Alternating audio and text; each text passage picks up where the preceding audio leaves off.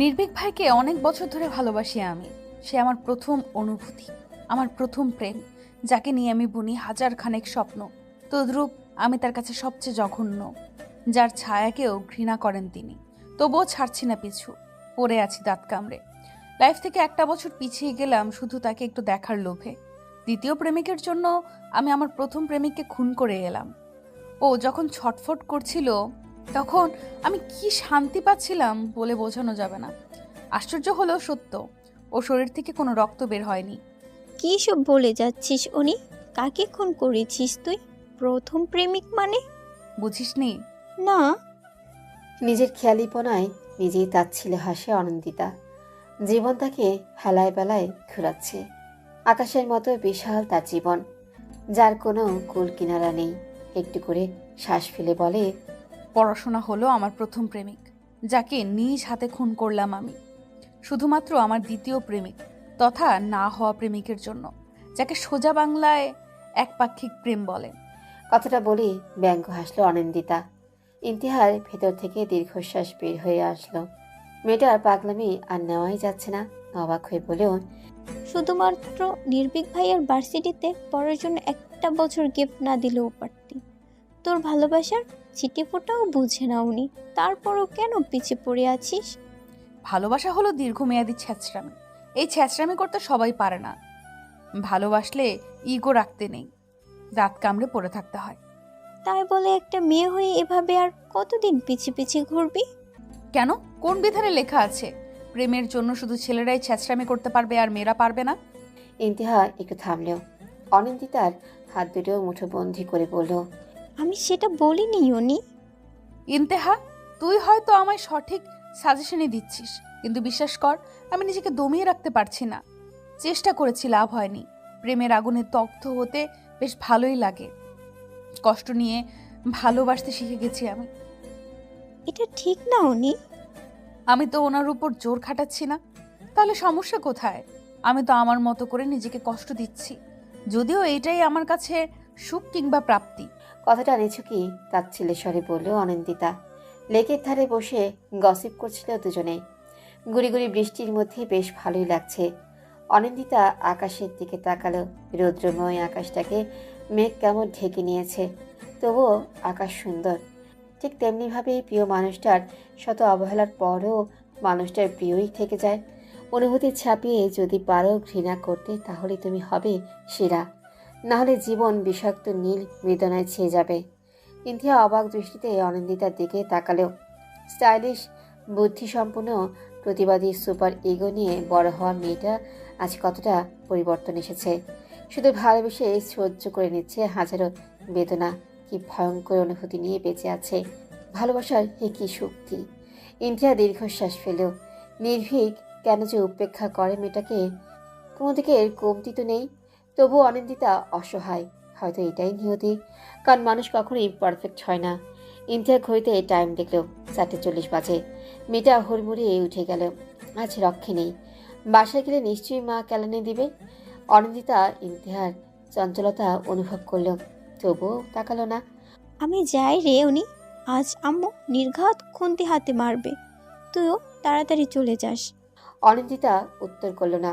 ইন্তিহার ছুট লাগালো। ভার্সিটি শেষ হয়েছে 2 বাজে। এত দেরির জন্য আজ মার খেতেই হবে। ব্যাগ থেকে একটা ছবি বের করলো অনিন্দিতা। ছবিটার ছিটে ফোটাও পানি পড়তে ব্যস্ত হয়ে পানিটুকু মুছে নিল। কিছুক্ষণ তাকিয়ে রইল। চোখ থেকে দুফোঁটা পানি গড়িয়ে পড়তে ডান হাতে তর্জনী দিয়ে মুছে নিল তৎক্ষণাৎ। নির্ভীক মাহাতাব, আর কতদিন? খুব বেশি চাওয়া তো ছিল না, শুধু একটু কাছাকাছি থাকতে চেয়েছিলাম। রোজ আপনার মায়া ভরা মুখটা দেখতে চেয়েছিলাম। মাদক দ্রব্যের মতো কণ্ঠটা আঁকড়ে ধরতে চেয়েছিলাম, সেটাও সহ্য হলো না। আপনি ইচ্ছে করে এনএসইউতে জব নিলেন, খুব ভালো করেই জানতেন আমি এনএসইউতে চান্স পাবো না। এত দূরত্ব নিয়ে থাকতে চান আপনি। কখনো আপনার কাছে ব্যাঘাত ঘটিয়েছি? শুধু একবারই বলেছিলাম ভালোবাসি, তার শাস্তিস্বরূপ আমাকে পরনই ছেড়ে দিলেন। অনিন্দিতা থামলো, দু চোখ মুছে নিয়ে উঠে দাঁড়ালো। ছবিটা সযত্নে রেখে দিয়ে হাঁটা লাগালো। 1 বছর কেন, 10 বছর গ্যাপ দিতে হলেই দিবে। তবুও এনএসইউতেই অ্যাডমিশন নিবেই। সন্ধ্যা 6টার দিকে বাসায় ফিরে অনিন্দিতা। শাহানা বেগম দরজা খুলতেই অনিন্দিতা ভেতরে চলে আসলো। এত দেরি হলো কেন অনি? একটু কথা ছিল আম্মু। তোর সিদ্ধান্ত এখনো বদলাবে না? বহুবার বলেছি আম্মু, NSU ছাড়া বাংলাদেশে আর কোনো ভার্সিটি নেই? আমার ফার্স্ট চয়েস ওইটা। একটা বছর গ্যাপ দিবি, একটু খারাপ লাগবে না তোর? আচ্ছা, যদি পরের বছরও NSUতে চান্স না পাস? অনিন্দিতা উত্তর দিল না। টেবিল থেকে পানি নিয়ে 3 ঢোকে পান করলো। শাহানা রেগে গিয়ে বললেন, এটা কি রকম পাগলামি? চান্স না পেলে আবার গ্যাপ দিব? অনি, রাগ দেখিয়ে লাভ নেই আম্মু, তুমি জানো আমি প্রচণ্ড জেদি। শাহানা ক্যাবিনেট থেকে ফ্লাওয়ার ভাসটা ছুঁড়ে ফেলে দিলেন। সঙ্গে সঙ্গে কয়েক টুকরো হয়ে ভেঙে গেল। অনিন্দিতা সেদিকে পাত্তা দিল না। ব্যাগ নিয়ে সোজা নিজের রুমেই চলে আসলো। ফ্ল্যাশব্যাক। আপনার বয়স মাত্র 17 অনিন্দিতা। প্রেমের বয়স হয়নি এখনো। পড়াশোনায় মনোযোগী হন। নির্ভীকের কণ্ঠে মাথা নিচু করে নিল অনিন্দিতা। কলেজে অ্যাডমিশনের জন্য নির্ভীক তাকে পড়াতে আসে। নির্ভীক হলো ওদের প্রতিবেশী, ওদের ফ্ল্যাটের অপোজিটেই থাকে। অবশ্য পুরো বাসাটাই নির্ভীকদের। বহু বছর আগে কোনো এক কারণে ফ্ল্যাটটা বিক্রি করেছিলেন নির্ভীকের বাবা আজমাল আহমেদ। কথা বলছেন না কেন? ভাইয়া আমি তো প্রেম করি না। আপনি আমার থেকে ছোট অনিন্দিতা। আমি আপনাকে পড়াই, আপনি আমাকে পড়ান না। কিন্তু পড়াশোনায় মনোযোগী হন। চোখ এত ঘোরে কেন? অনিন্দিতা মাথা নিচু করেই রইল। নির্ভীক প্রচণ্ড রেগে আছে, তবে নীরবেই তা মেটাচ্ছে। সপ্তাহখানেক অনিন্দিতা নিজেকে দমিয়ে রাখতে পারলেও সাদা শুভ্র পাঞ্জাবি পরা নির্ভীককে দেখে নিজেকে দমাতে পারেনি। জুমার নামাজ পড়ে এসেছে মাত্র, মাথায় টুপিটা খুলেই অনিন্দিতাকে পড়াতে এসেছে। অনিন্দিতা হারিয়ে যায় নির্ভীকের মাঝে। নির্ভীক প্রচণ্ড রেগে যায়। টেবিলে ধুম করে আওয়াজ হতেই অনিন্দিতা চোখ নামিয়ে নেয়। অপ্রস্তুত বোধ করে, তবুও বলে, আমি আসলে কোনো অজুহাত চাই না আমি। আপনি জানেন না আমি বিদেশ থেকে পড়াশোনা করে এসেছি। সেখানে সব রকমের মানুষের সাথে চলতে হয়েছে। 23 বছর পার করেছি, চোখে কালো কাপড় বেঁধে নয়। নির্ভীক ভাইয়া, আমি আপনাকে পছন্দ করি আসলে। অনিন্দিতা, নির্ভীকের চিৎকারে অনিন্দিতা কেঁপে ওঠে। নিজের ভুলটা বুঝতে পারে নির্ভীক। গলা নামিয়ে বলে, আপনি নিজেকে সংযত রাখুন অনিন্দিতা। আপনাকে আমি ভালোবাসি নির্ভীক, আমার সাথে এমন কেন করেন? বড় হওয়া সত্ত্বেও সবসময় আমাকে আপনি বলে সম্বোধন কেন করতে হবে? রাগে কটমট করতে থাকে নির্ভীক।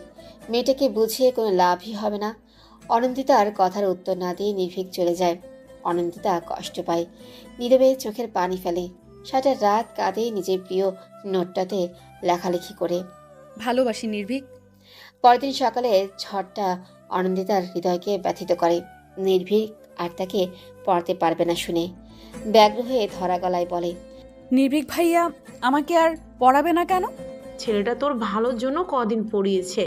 তোর আঙ্কেলই পড়াতে বলেছিল।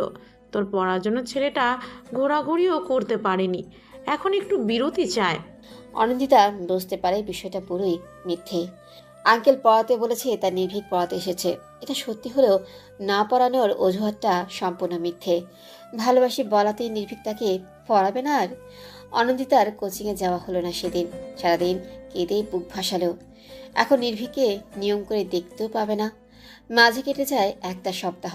অনিন্দিতা ছলে বলে কৌশলে নানান বাহানা দিয়ে নির্ভীকদের বাসায়তে যাওয়া শুরু করে, কিন্তু একবারও দেখা পায়নি। আজ আবার যায়। কলিংবেল চাপতেই চারুলতা আহমেদ দরজা খুলে দিলেন। অনিন্দিতাকে দেখে একগাল হাসলেন, হাতের ইশারায় বললেন, অনি যে, আয় আয় ভেতরে আয়। অনিন্দিতা ভেতরে গেল। সোফাতে আয়েশ করে বসতেই চারুলতা কিচেনে চলে গেলেন। চোখ ঘুরিয়ে ঘুরিয়ে পুরো ফ্ল্যাটটা দেখতে লাগলো। বেশ দামি জিনিসপত্রে গোছানো ফ্ল্যাট। ফ্ল্যাট বলে ভুল হবে, কারণ ফ্ল্যাটটা দোতলা মডেলের, অর্থাৎ ডুপ্লেক্স বাসার মতো করে করা। অনিন্দিতা উকি ঝুঁকি মারতে লাগলো। এখান থেকে নির্ভীকের রুমটা সরাসরি দেখা যায় না। মিষ্টি হাতে চারুলতা ফিরে আসলেন। অনিন্দিতা হেসে তাকালো। একটা মিষ্টি খেয়ে আর খেলো না, কারণ ছানার মিষ্টি ওর পছন্দ নয়। গলায় আটকে যায়। এই বাটিতে কি এনেছিস অনি? আম্মু মুরগির মাংস পাঠালো আন্টি। আজ নাকি তুমি খাসির মাংস রান্না করেছো, আর নিহাল ভাইয়া না খেয়ে বেরিয়ে গেছে। আর বলিস না, ছেলেটা হয়েছে এক পাগল। খাসির মাংস একটুও পছন্দ করে না, রান্না করলেই সেদিন ভাত না খেয়েই চলে যায়। অনিন্দিতা একটু হাসলো, মনেই বলে উঠল। আমিও তো খাই না। চারুলতা মাংসের বাটিটা নিয়ে রেখে দিলেন। তারপর অনিন্দিতার পাশে বসে বললেন, শুনেছি তুইও নাকি খাসির মাংস পছন্দ করিস না। হ্যাঁ, একদম বাজে লাগে।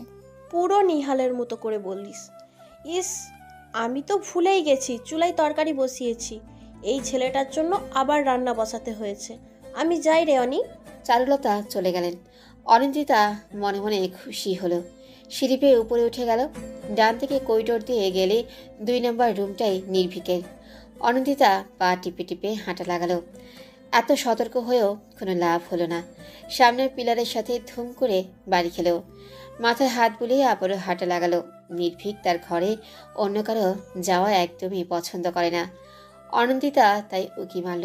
পুরো ঘরময় চোখ বুলিয়ে ও নির্ভীককে দেখতে পেল না। বেজায় মন খারাপ নিয়ে ফিরে আসলো। মাঝপথে এসে চোখ চকচক করে উঠল। এই সুযোগ হাতছাড়া করার কোনো মানেই হয় না।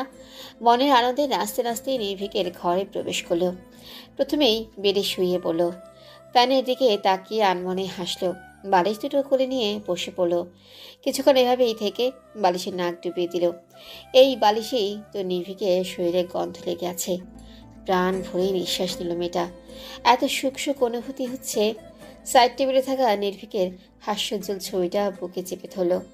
ছেলেটাকে এত ভালোবাসে কেন, এত মায়া কেন ওই ছেলেটার মাঝে? নিজের প্রশ্নে নিজেই হাসল। হঠাৎ চোখ পড়ল নির্ভীকের বুক সেলফে। শতেক বই রাখা সেখানে, তবে সব থেকে আকর্ষণ করছে গাঢ় নীল রঙের ডায়েরিটাতে। প্রচণ্ড আগ্রহে মেয়েটা ফেল করে তাকিয়ে রইল। কিছুক্ষণ এভাবেই কেটে গেল। নির্ভীকের ছবির ফ্রেম থেকে ছবিটা নিয়ে লুকিয়ে নিল। এই ছবিটা খুব যত্নে রাখবে সে। বুকশেলফ থেকে ডায়েরিটা নিল। খুব সুন্দর করে ডায়েরির উপর কারুকাজ করা, একেবারে শেষ প্রান্তে লেখা, অব্যক্ত প্রিয়তমা। তুমি আমার ভীষণ প্রিয়, ঠিক যেন কাশফুলে ঘেরা কিংবা রক্তজবার মেলা। তুমি হাসলে হাসে রৌদ্রময়ী আকাশ, তুমি কাঁদলে আকাশও কাঁদে, নামিয়ে দেয় ধারা। তোমার নামে লিখেছি কবিতা, লিখেছি হাজারো গান, কখনো শোনানো হয়নি, কবে জোড়াবে প্রাণ। তুমি কি জানো প্রিয়তমা আমার মনের করুণ অবস্থা? কখনো কি শুনেছে এই বুকের ধুকপুকানি কখনো? অনিন্দিতা আর পড়তেই পারল না। ডায়েরিটা টেনে নিয়ে গেল নির্ভীক। চোখ দিয়ে যেন অগ্নি ঝরছে। ভয়ে এক হাত পিছিয়ে গেল মেয়েটা। ডায়েরিটা উল্টিয়ে রেখে দিল নির্ভীক। অনিন্দিতা বারবার ফাঁকা ঢোক গিলছে। নির্ভীকের চোখে মুখে ভয়ঙ্কর রাগ স্পষ্ট হলেও ও অতি শান্ত কণ্ঠে শুধালো, এখানে কেন এসেছেন অনিন্দিতা? অনিন্দিতা উত্তর দিল না। ভয়েই তার শরীর ঠান্ডা হয়ে গেছে। নির্ভীক আবারও বলল, ডায়েরিতে হাত দিয়েছেন কেন? অন্যের জিনিসে হাত দেওয়ার আগে পারমিশনের প্রয়োজন হয়, জানেন না? আমি আসলে কতটুকু পড়েছেন? বেশি নয়, শুধু প্রথম পৃষ্ঠা অবধি। কিন্তু তার আগেই আপনি। অনেক বেশি পড়ে ফেলেছেন। আমার জিনিসে অন্য কারো হাত দেওয়া একদমই পছন্দ নয়। আপনি আমার রুমে কেন এসেছেন? আমি দেখতে এসেছিলাম আপনাকে। দেখা হয়ে গেছে? অনিন্দিতা মাথা ঝাঁকালো। ঝাঁঝালো স্বরে নির্ভীক বলল, তাহলে এখনো দাঁড়িয়ে আছেন কেন? নির্ভীক ভাইয়া, এখানেই থেমে যান। আপনি অন্যায় করেছেন। এই রকম কিছু আবার ঘটলে আমি কঠোর হতে বাধ্য হব। এখনই বেরিয়ে যাবেন। অনিন্দিতা ছলছল নয়নে কিছু বলবে তার আগে নির্ভীক বলল, কোনো কথা নয়, এখনই চলে যান। অনিন্দিতা এক পলক তাকালো। নির্ভীক তার দিকে ফিরেও তাকালো না। চাপা কান্না নিয়ে অনিন্দিতা স্থান ত্যাগ করলো। বর্তমান। অনি, এই অনি, কফিটা নিয়ে যা, ঠান্ডা হয়ে যাচ্ছে তো। শাহানার ডাকে চোখ মুছে নিল অনিন্দিতা। অস্ফুট স্বরে বলল, আসছি আম্মু। কিচেন থেকে কফি নিয়ে আবার রুমে চলে আসলো। মাথাটা কেমন ছিমছিম করছে। কফি কাপে চুমুক দিয়ে বই নিয়ে বসলো। সামনে এবছর অ্যাডমিশন টেস্টে যে করেই হোক সিলেক্টেড হতেই হবে। আন্টি, আমি সর্বোচ্চ চেষ্টা করব, তবে অনিন্দিতা বুঝলেই হয়। দেখো বাবা, কিছু করতে পারো কি না? মেয়েটা এমন অবস্থা ছিল না, আজকাল বেখেয়ালি হয়ে গেছে। এই তো সকালবেলা চা বসিয়ে অন্যদিকে তাকিয়ে কি যেন ভাবছিল, একটুর জন্য আগুন লেগে যায়নি।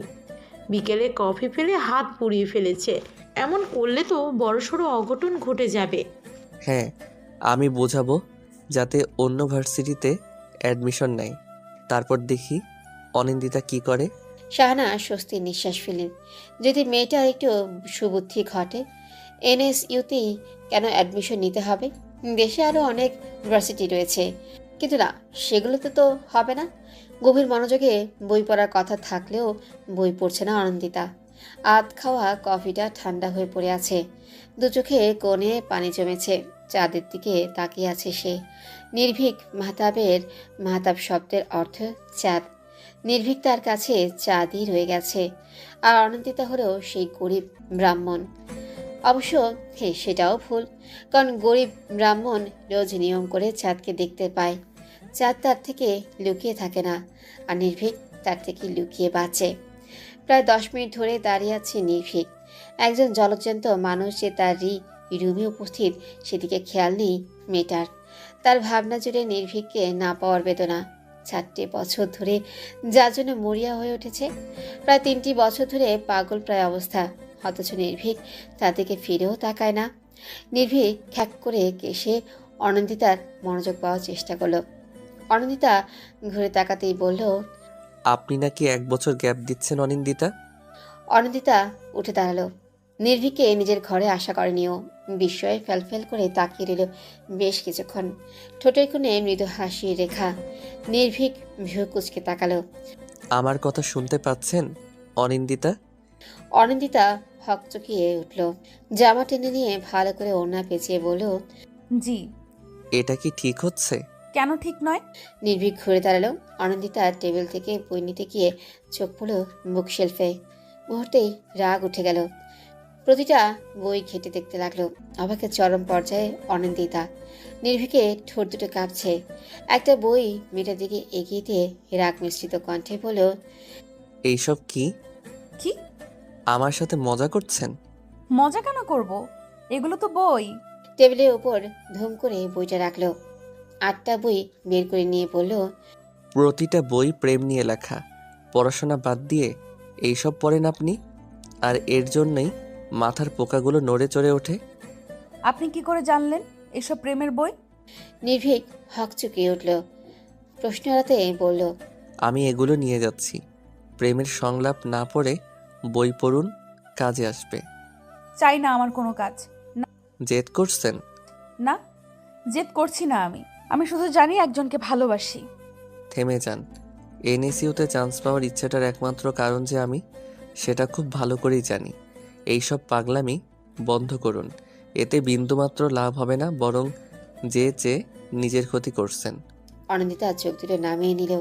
নিজের দুর্বলতা দেখিয়ে কোনো লাভ নেই। পেছন ফিরে নিয়ে বলল, আমি পাগলামি করছি না। আমার এনএসইউতে অ্যাডমিশন লাগবে, সেটা যে করেই হোক। নির্ভীকে প্রচন্ড রাগ উঠে গেল। সমস্ত রাগ বইয়ের উপর উঠালো।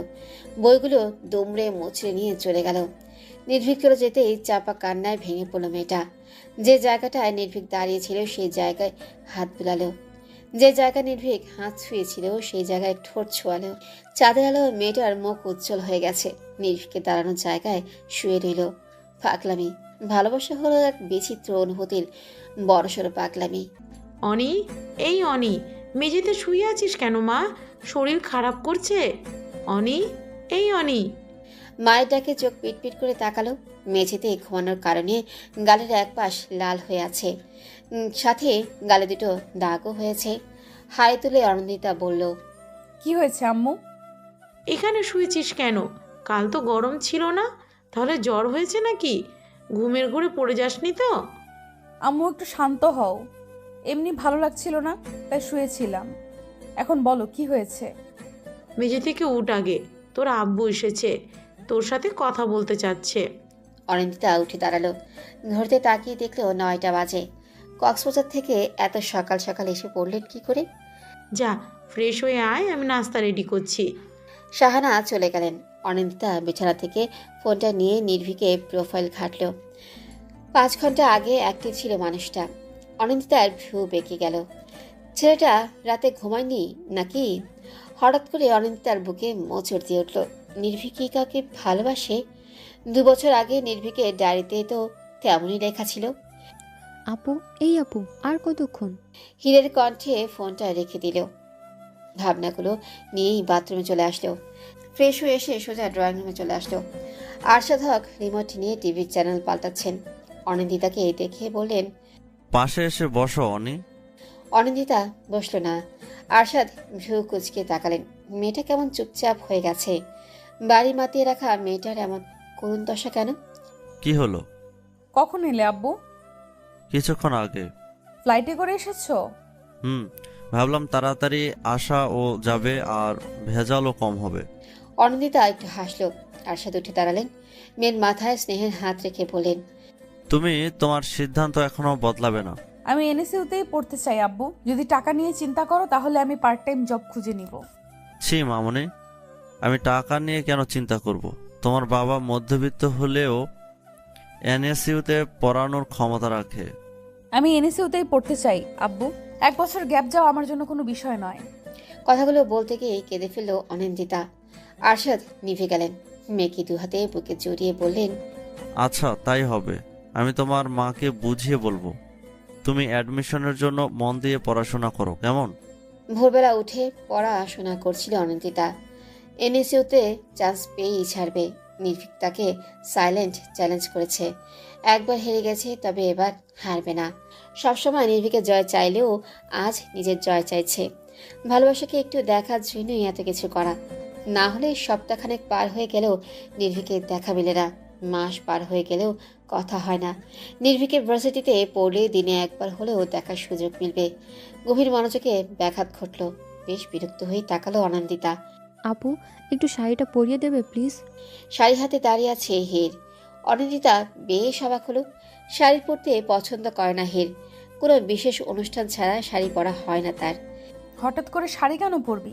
তোর তো শাড়ি পছন্দ নয়। আরে, সাদে কি শাড়ি পরছি?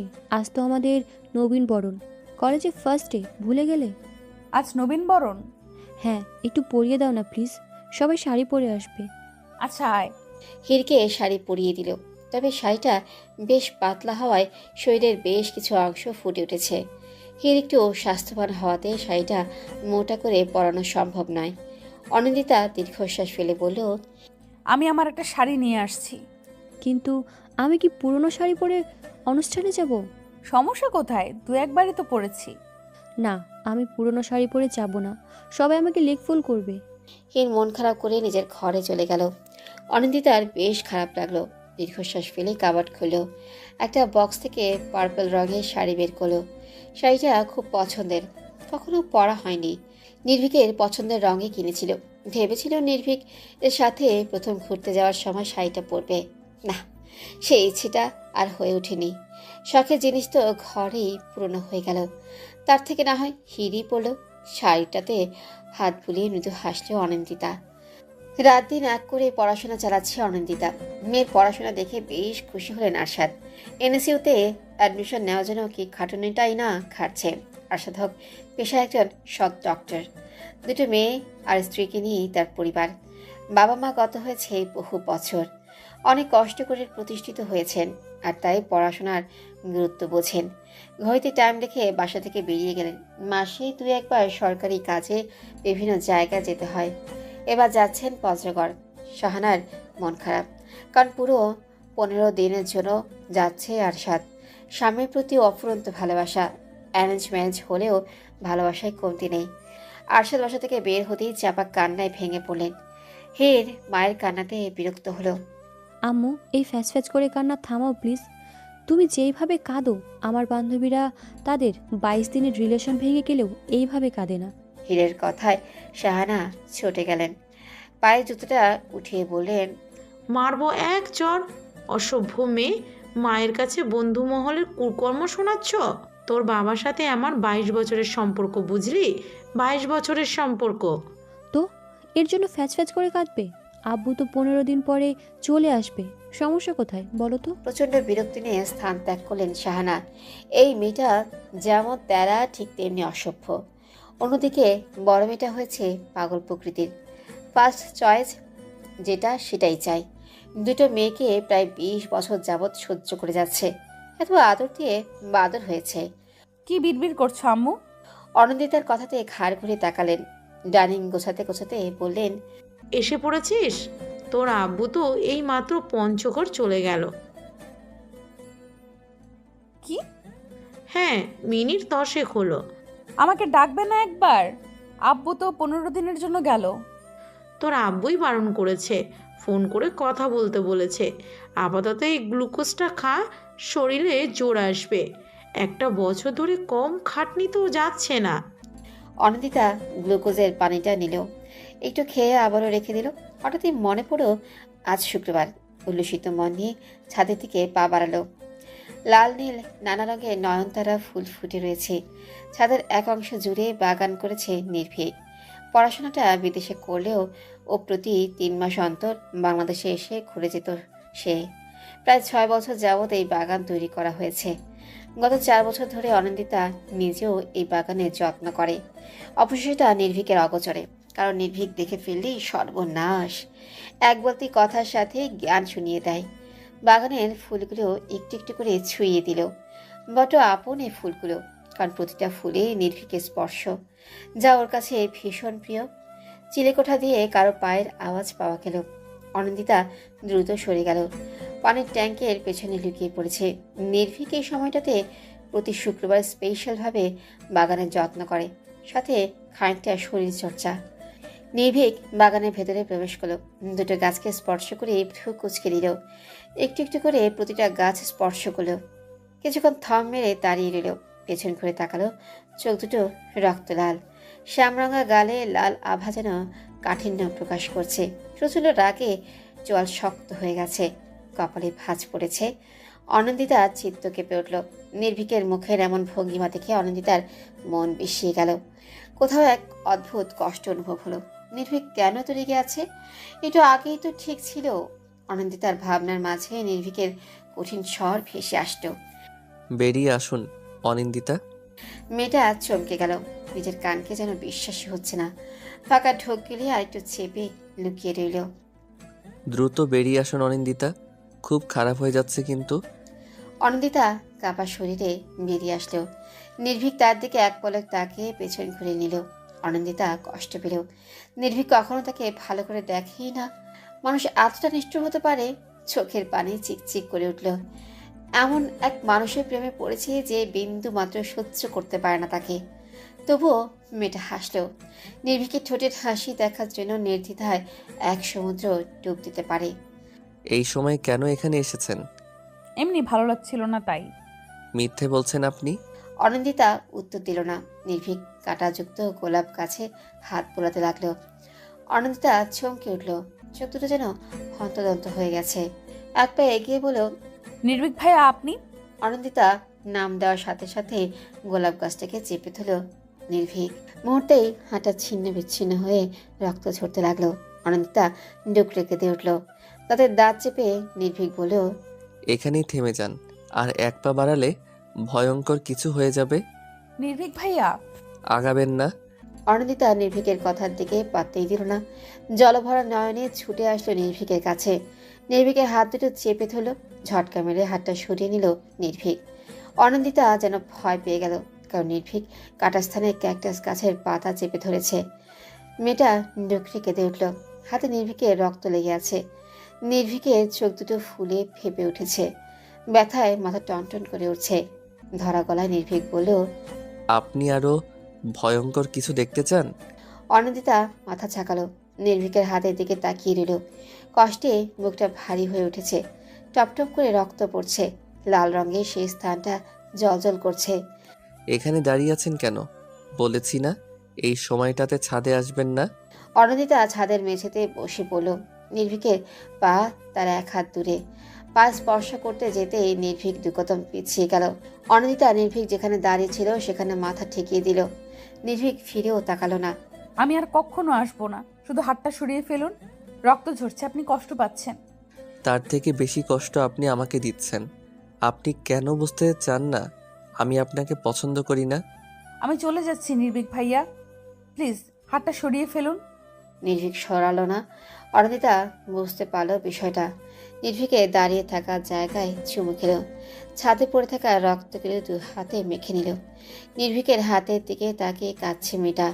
নির্ভীকের দৃষ্টি স্থির। এখনও ক্যাকটাস গাছের পাতা চেপে আছে, সূচের মতো বিঁধে গেছে কাঁটাগুলো। অনিন্দিতা পেছনে তাকালো না, আর ছুট লাগালো। অনিন্দিতা চলে যেতেই নির্ভীক হাতটা সরিয়ে ফেল। পুরো হাতে শত শত কাঁটা বেঁধে আছে। ব্যথায় চোখ দুটো বন্ধ হয়ে এলো। ছাদের এক করে বসে কাঁটাগুলো উঠাতে লাগলো। যন্ত্রণায় হাঁসফাঁস করছে অনিন্দিতা। যতটা যন্ত্রণা নির্ভীক পেয়েছে তার থেকে দ্বিগুণ যন্ত্রণা সে পেয়েছে। মনের যন্ত্রণাতেই থেমে থাকেনি। হাতে কাটা কম্পাস ঢুকিয়ে নিয়েছে। ক্ষত হয়ে গেছে, কিছুটা মাংস উঠে গেছে। সাদা মাংস বেরিয়ে জায়গাটা ভয়ানক দেখাচ্ছে। রক্ত পড়ছে টপ টপ করে। তাতে কোনো ধ্যানই নেই। মেঝেতে গড়াগড়ি খাচ্ছে। মাথার কাছে নির্ভীকের রক্তের ছাপ। খুব যত্ন করে ডাড়িতে আগলে রেখেছে নির্ভীকের রক্ত। হাতের ব্যথা যেন কিছুই নয়, তবে নির্ভীকের রক্ত তাকে পাগল করে দিচ্ছে। শাহানা এসে দুবার ডেকে গেছে, অজুহাত হিসেবে মাথা ব্যথা বলেছে। বিকেলে হাতে ব্যান্ডেজ করে দিচ্ছে হির। অনিন্দিতা অনুভূতি শূন্য। শাহানা চোখের পানি ফেলছেন বহুক্ষণ। কান্না থামিয়ে গেছে নির্ভীকদের বাসায়। হিরের চোখে পানির ধারা নেমে এসেছে। কেন এমন করলে আপু? তুমি এমন কেন করো? হাতটা কি অবস্থা করেছো? কোনো খেয়াল আছে? নিজের প্রতি কেন এত রাগ দেখাচ্ছ? এনএসইউতে অ্যাডমিশন নেওয়ার জন্য এ কি পাগলামি? নির্ভীক ভাইয়া তো বলল আরও ভালো ভালো ভার্সিটি আছে। উনি তো এনএসইউর লেকচারাল। উনি বললে তারপরও শুনলে না? হির একা একাই বক বক করছে। অনিন্দিতা উত্তর দিল না। অনুভূতিগুলো কোথাও আটকে গেছে। চোখের সামনে ভাসছে নির্ভীকের ছিন্ন বিচ্ছিন্ন কাটা হাত, যে হাতে সহস্র বার চুমু খাওয়ার স্বপ্ন নিয়ে বেঁচে আছে। সে হাত আজ ছিন্ন বিচ্ছিন্ন। কি করে সইবে হে ব্যথা? অনিন্দিতা হুট করে কেঁদে উঠল। আপু, এই আপু, কাঁদছো কেন? ব্যথা হচ্ছে খুব? কেন করলে এমনটা? হির কান্না করেই যাচ্ছে। অনিন্দিতার বুক ফেটে যাচ্ছে। মেন ডোর দিয়ে কারো আসার শব্দ পেল।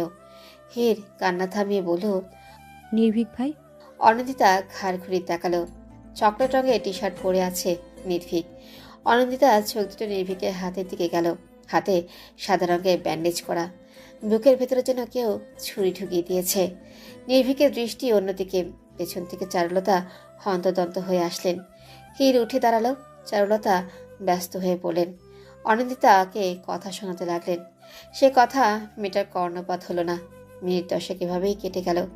নির্ভীকের চোখে মুখে কোনো কষ্টের ছাপ নেই, একটুও মায়া নেই অনিন্দিতার জন্য। অথচ নির্ভীকের কষ্টের স্বাদ নিতেই নিজেকে আঘাত করল মেয়েটা। চারুলতা নির্ভীকের দিকে রক্তচক্ষু নিয়ে তাকালেন। এই ছেলেটা আর তুই দুজনেই পুরো অধম। দেখ, সকালবেলায় ক্যাকটাস গাছে কাঁটা বিধিয়ে এনেছে। গাছের যত্ন নিবি ভালো কথা, তাই বলে সাবধানতার অবলম্বন করবি না। আর এই দিকে তুই এনসিইউতে অ্যাডমিশনের জন্য পাগল হয়ে যাচ্ছিস। হাতের কি অবস্থা করেছিস? নির্ভীক চরম বিরক্তি নিয়ে তাকালো। এখানে থাকতে ভালো লাগছে না তার। নেহাতি ভদ্রতার খাতিরে দাঁড়িয়ে আছে।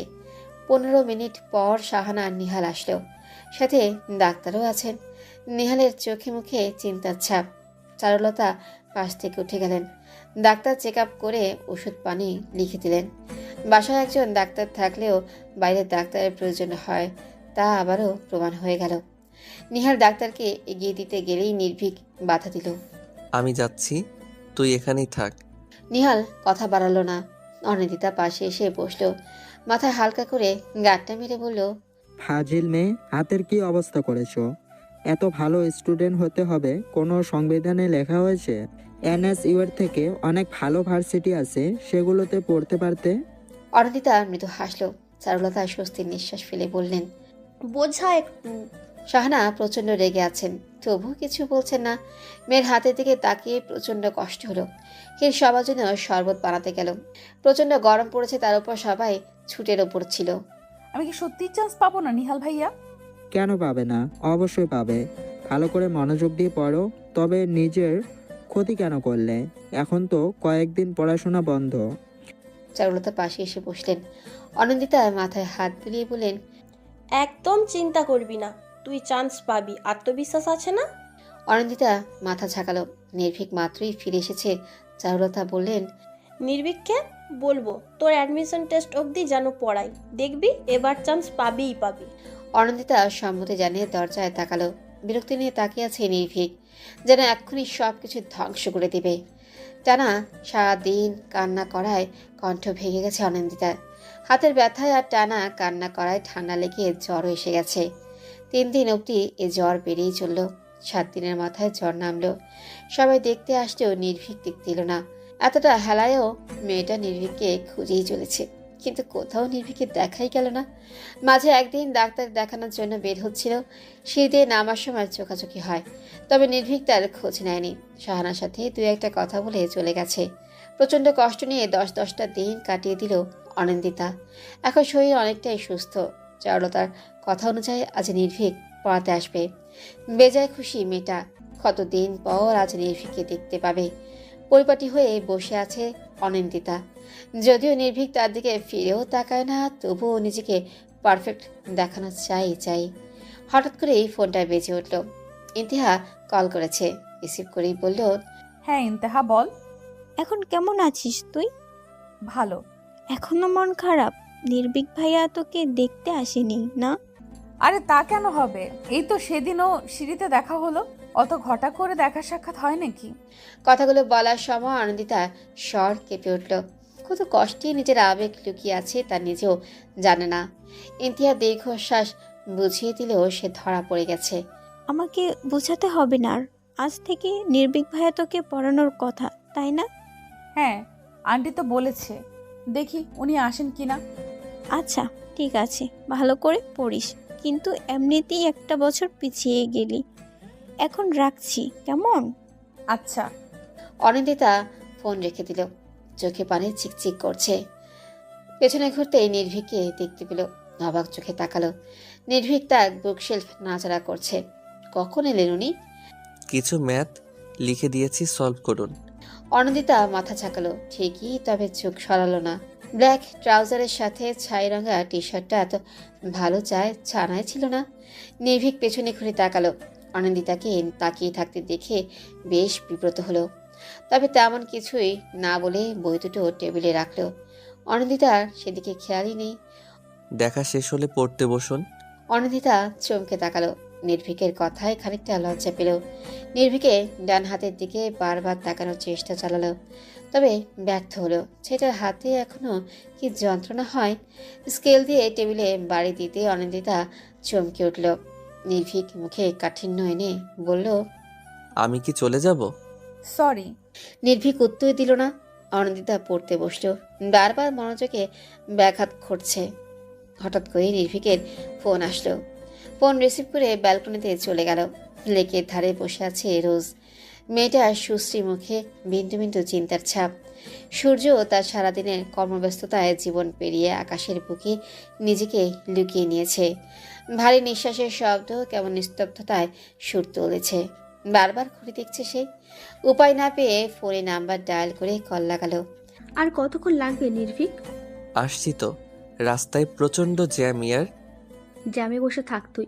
এদিকে পুরো লেক ফাঁকা হয়ে গেছে, কেউ তুলো নিয়ে গেলে আমাকে আর পাবি বল? রাগ করিস না, একটু ওয়েট কর, এসেই পড়েছি। আচ্ছা আয়। রোজ কল কেটে মৃদু হাসলো। ফোনের লক স্ক্রিনে তার আর নির্ভীকের হাস্যজ্জ্বল ছবি। কানাডাতে ভার্সিটির শেষ দিনের ছবিটা তোলা। দীর্ঘশ্বাস ফেলে নির্ভীকের অপেক্ষা করতে লাগলো। মিনিট 10 পর নির্ভীক চলে আসলো। রোজ হালকা হেসে সেদিকে আসলো। নির্ভীকে এক হাতে জড়িয়ে বলল, অসভ্য, প্রথম দিনেই এত লেট? সরি। রোজ বিগলিত হাসলো।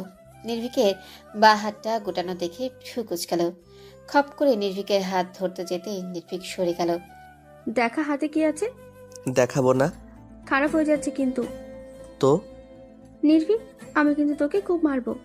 নির্ভীক ভয় পাওয়ার ভান করে বলল, মাফ কর আমায়, দেখাচ্ছি তো, একটু ওয়েট। রোজ মাথা ঝাঁকালো। নির্ভীক পেছন থেকে একগুচ্ছ অর্কিড বের করে দিতেই রোজ লাফিয়ে উঠল। নির্ভীক মৃদু হাসি ফুটিয়ে তাকালো। রোজের সামনে আসা চুলগুলো টেনে দিয়ে বলল, এটার জন্যই এত লেট হলো। কতগুলো ফুলের দোকান ঘুরতে হয়েছে, সময় আর টাকা দুটোই গেছে। খোটা দিচ্ছিস? একটু একটু। রোজ খিলখিল করে হাসি। নির্ভীক হইতে সময় দেখে নিয়ে বলল, কোন রেস্টুরেন্ট? রেস্টুরেন্টে নয়, ক্যাফেতে যাব। রক্তরাঙা কাগজটাতে নাক ডুবিয়ে রেখেছে অনিন্দিতা। নির্ভীকের রক্তে ঘ্রাণ যেন তাকে পাগল করে দিচ্ছে। বারবার রক্তরাঙা কাগজটাতে ঠোঁট ছোঁয়াচ্ছে। নির্ভীকে স্পর্শ করা বইগুলো বুকে চেপে ধরেছে। বিকেলে কারোর সাথে কথা বলে বেরিয়েছিল নির্ভীক। তাতে একটু মন খারাপ হয়েছিল, তবে ভীষণ সুখ সুখ অনুভূতি হচ্ছে। যাওয়ার আগে নির্ভীক তাকে একবার ঘুরে দেখেছে, যদিও চোখে মুখে ছিল বিরক্তির নীল ছায়া। অনি, এই অনি। আসছি আম্মু। বইগুলো গুছিয়ে অনিন্দিতা চলে গেল। শাহানা ব্যথায় কুকড়ে গেছেন। পা টিপে দিচ্ছে। কি হয়েছে আম্মু? বাতের ব্যথাটা বোধ হয় বেড়েছে, সাথে মাথাটাও ঝিম মেরে আছে। আচ্ছা, আমি তেল মালিশ করে দিচ্ছি। তার আগে নাস্তাটা খেয়ে নে। পরে খাবো। খুব যত্নে মায়ের মাথায় তেল মালিশ করে দিচ্ছে অনিন্দিতা। পা টিপে দিতে গিয়ে ক্লান্ত হয়ে ঘুমিয়ে পড়েছে। শাহানার চোখও প্রায় লেগে এসেছে। আম্মু, হুম মনে হয় ছোটবেলায় একটা গল্প শুনেছিলাম, ঘুম পাড়াতে আমায়। হুম তাতে কি হয়েছে? গল্পটা শোনাও না প্লিজ। এখন কি বাচ্চা আছিস তুই? ওই সব তো রূপকথার গল্প, বাস্তব হয় না কখনো। আহা, বলোই না। আচ্ছা বলছি। গল্পের কথা শুনে জেগে বসেছে হীর। শাহানার পায়ের কাছে আরাম করে বসলো দুজনে। থুতনিতে হাত দিয়ে গল্পের জন্য অপেক্ষা করতে লাগলো। একই দেশে বাস করত এক রাজপুত্র আর এক রাজকন্যা। দুজনের মাঝে তেমন কিছুই মিল ছিল না, তবে রাজকন্যা বেশ পছন্দ করত রাজপুত্রকে, আর রাজপুত্র তার উল্টা। রাজকন্যাকে একদমই দেখতে পারতো না। একটা সময় সেও রাজকন্যার প্রেমে পড়ে যায়। তখন রাজকন্যা বেঁকে বসে, আর রাজপুত্র পাগলের মতো করতে থাকে। হাজারো কষ্টের মাঝে জর্জরিত রাজপুত্র ভেঙে পড়ে। রাজকন্যা নিজের প্রিয়তমার কষ্টে কুষ্ঠিত হয়। সমস্ত কিছু ছাপিয়ে রাজপুত্রর কাছে ফিরে আসে, আর তারপর রাজপুত্র আর রাজকন্যা একটা লম্বা জীবন একসাথে কাটায়। হীর হাততালি দিয়ে উঠল। শাহানা হেসে নিজের রুমের দিকে অগ্রসর হয়। অনিন্দিতা চোখ চকচক করছে। আচ্ছা, তার রাজপুত্র কি কখনো তার হবে? সেও কি নির্ভীকের সাথে লম্বা একটা জীবন কাটাবে, নাকি রূপকথার গল্প রূপকথাই থেকে যাবে? আব্বু, আমি আবার কানাডা ফিরে যেতে চাই। 3 মাস অন্তর অন্তর না হয় দেশে আসবো, তবুও বারণ করো না প্লিজ। ছেলের কথাতে প্রচণ্ড চমকালেন আজমল। 7 বছর বিদেশে পড়াশোনা করেছে, তাই বলে এখনো বিদেশে চলে যাবে? আজমল একটু সময় নিয়ে ভাবলেন, মুখে বিরক্তি ফুটিয়ে বললেন, তোমার এমন সিদ্ধান্তের কারণ কি নির্ভীক? এমনি, তুমি জানো কানাডাতে আমার খুব ভালো জব হয়েছিল, স্যালারিও ছিল 3 গুণ। টাকার জন্য কানাডা ফিরতে চাচ্ছ? তেমনটা নয়, আসলে আমার ভালো লাগছে না বিডিতে। যদি টাকা নিয়ে ভেবে থাকো, তাহলে আমি বলবো তোমার বাবার যা টাকা আছে এতে তুমি বেশ ভালো জীবনযাপন করতে পারবে। আর যদি অন্য কিছু হয়ে থাকে তাহলে বলবো ভুলে যাও সেই সব বিষয়। এইচএসসি পরীক্ষার পরেই বিদেশে পাড়ি জমিয়েছো। আমাদের বয়স হয়েছে, তোমাদের প্রয়োজন। বিদেশে থাকলেও তো আমি তোমাদের কাছে ফিরবো, তাহলে সমস্যা কোথায় আব্বু? ভুলে যেও না 3 বছরের চুক্তি করেছো এনএসইউর সাথে। সেটার জন্যই তো তোমার সাহায্য প্রয়োজন। বাবা ছেলের এক প্রকার কথা কাটাকাটি হয়ে গেল। নির্ভীক রেগে বাসা থেকে বের হয়ে গেল। চাওড়া থেকে আশেপাশে খুঁজলেন, কিচেনে দেখতে পেয়ে সেদিকেই পা বাড়ালেন। চারু, বলো। তোমার ছেলে কি কাউকে পছন্দ করে? কার কথা বলছো? নির্ভীকের কথা বলছি, কানাডা ব্যাক করতে চাচ্ছে। চারুলতা ভীষণ অবাক হলেন। একটু ভেবে বললেন, ছাড়ো তো ওর কথা, ছেলে মানুষ, খামখেয়ালি হলে যা হয় আর কি। আজমলও আর কথা বাড়ালেন না। চারুলতার থেকে চা নিয়ে লাইব্রেরির দিকে পা বাড়ালেন। বহুদিন হলো বই পড়া হয় না। মনটা অশান্ত, বইয়ের সাথে ডুবে যেতে হবে। একের পর এক কলেই বিরক্ত হলো নির্ভীক। চারুলতা ফোন করেই যাচ্ছে। রাত প্রায় 1:30টার কাছাকাছি, অথচ নির্ভীক বাসায় নেই। অনিন্দিতার পরিবার সহ আরও কিছু মানুষ জড়ো হয়েছে। অনিন্দিতা ঘুমিয়েছিল। নির্ভীক বাসায় নেই কথাটা শুনে লাফিয়ে উঠে পড়েছে। বারবার বাইরের দিকে তাকিয়েই যাচ্ছে। নির্ভীক আসছে না, ছেলের কোনো বিপদ হলো নাকি সেটা ভাবতেই হাত পা অবশ হয়ে যাচ্ছে। হৃৎপিণ্ড যেন মুখ চিরে বের হতে চায়। দম বন্ধ করা অবস্থা, কিন্তু কোনো এক শক্ত বলের কারণে ব্যাঘাত ঘটছে। চারুলতা কান্না জুড়ে দিয়েছে। রাত 2টো বাজতে চলেছে। নিহাল দীর্ঘশ্বাস ফেলেই নির্ভীককে খুঁজতে বের হবে, তখনই গাড়ির হর্ন বেজে উঠল। সবাই সেদিকে ছুটে গেলেও অনিন্দিতা গেল না। ওর দৃঢ় বিশ্বাস ওকে দেখলে আবারও রাগ করবে নির্ভীক।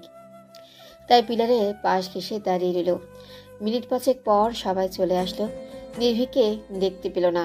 মনের ভেতর যেন ঝড় তুলেছে। সবাই ভেতরে চলে গেলেও অনিন্দিতা গেল না, ছুটে গেল বাহিরের দিকে। অসাবধানতার কারণে দুম করে মাথায় বাড়ি খেল। তখনই বাসার ভেতরে আসলো নির্ভীক। অনিন্দিতা অশ্রুসিক্ত নয়নে তাকালো। প্রাণে যেন প্রাণ ফিরে পেয়েছে। নির্ভীকের মুখে চরম বিরক্তি বহিঃপ্রকাশ। তাতেও যেন মেয়েটার শান্তি। তীব্র গরমে তেজক রশ্মি যেন চূর্ণ বিচূর্ণ করে দিবে ভেতরটা। তারই মাঝে হেঁটে চলেছে অনিন্দিতা। বাঁ হাতে কপালে বেয়ে পড়া ঘামটুকু মুছে নিচ্ছে। মুহূর্তেই ঠান্ডা পানি গ্লাসের গায়ে জমে থাকা জলীয় বাষ্পের মতো আবারও ঘাম নেমেই যাচ্ছে। তপ্ত রোদ্দুরের রাশ লেয়া চলছে বেশ কয়েকদিন। সারাদিনের কর্মব্যস্ততা কাটিয়ে সূর্যের মুখ লুকানোর কথা থাকলেও সূর্য তার বিপরীত দিকেই চলেছে। ব্যবসা কর্মে প্রাণ যেন বেরিয়ে আসবে। গনগনে সূর্য তার তেজস্বী ভাব দেখাতে ব্যস্ত। ঠিক তখনই চোখ যায় পাশে থাকা আইসক্রিম পার্লারে। মরুভূমিতে যেন এক ফোঁটা পানির আভাস মিলেছে। হুড়মুড়িয়ে ঢুকে যায় অনন্দিতা। এসির শীতল বাতাসে প্রাণ যেন সতেজ হয়ে ওঠে। একটু করে হাসে মেয়েটা। আইসক্রিম ফ্রিজের দিকে চকচকে চোখে তাকিয়ে থাকে। কোনটা নিবে ভেবেই পায় না সে। এটা তার সহজাত অভ্যাস। Miss may, I help you? Anindita ভ্রু কুঁচকে তাকায়। ডেনিম জ্যাকেট পরিহিত ফর্সা ছেলেটাকে বেশ ভালোই লাগছে।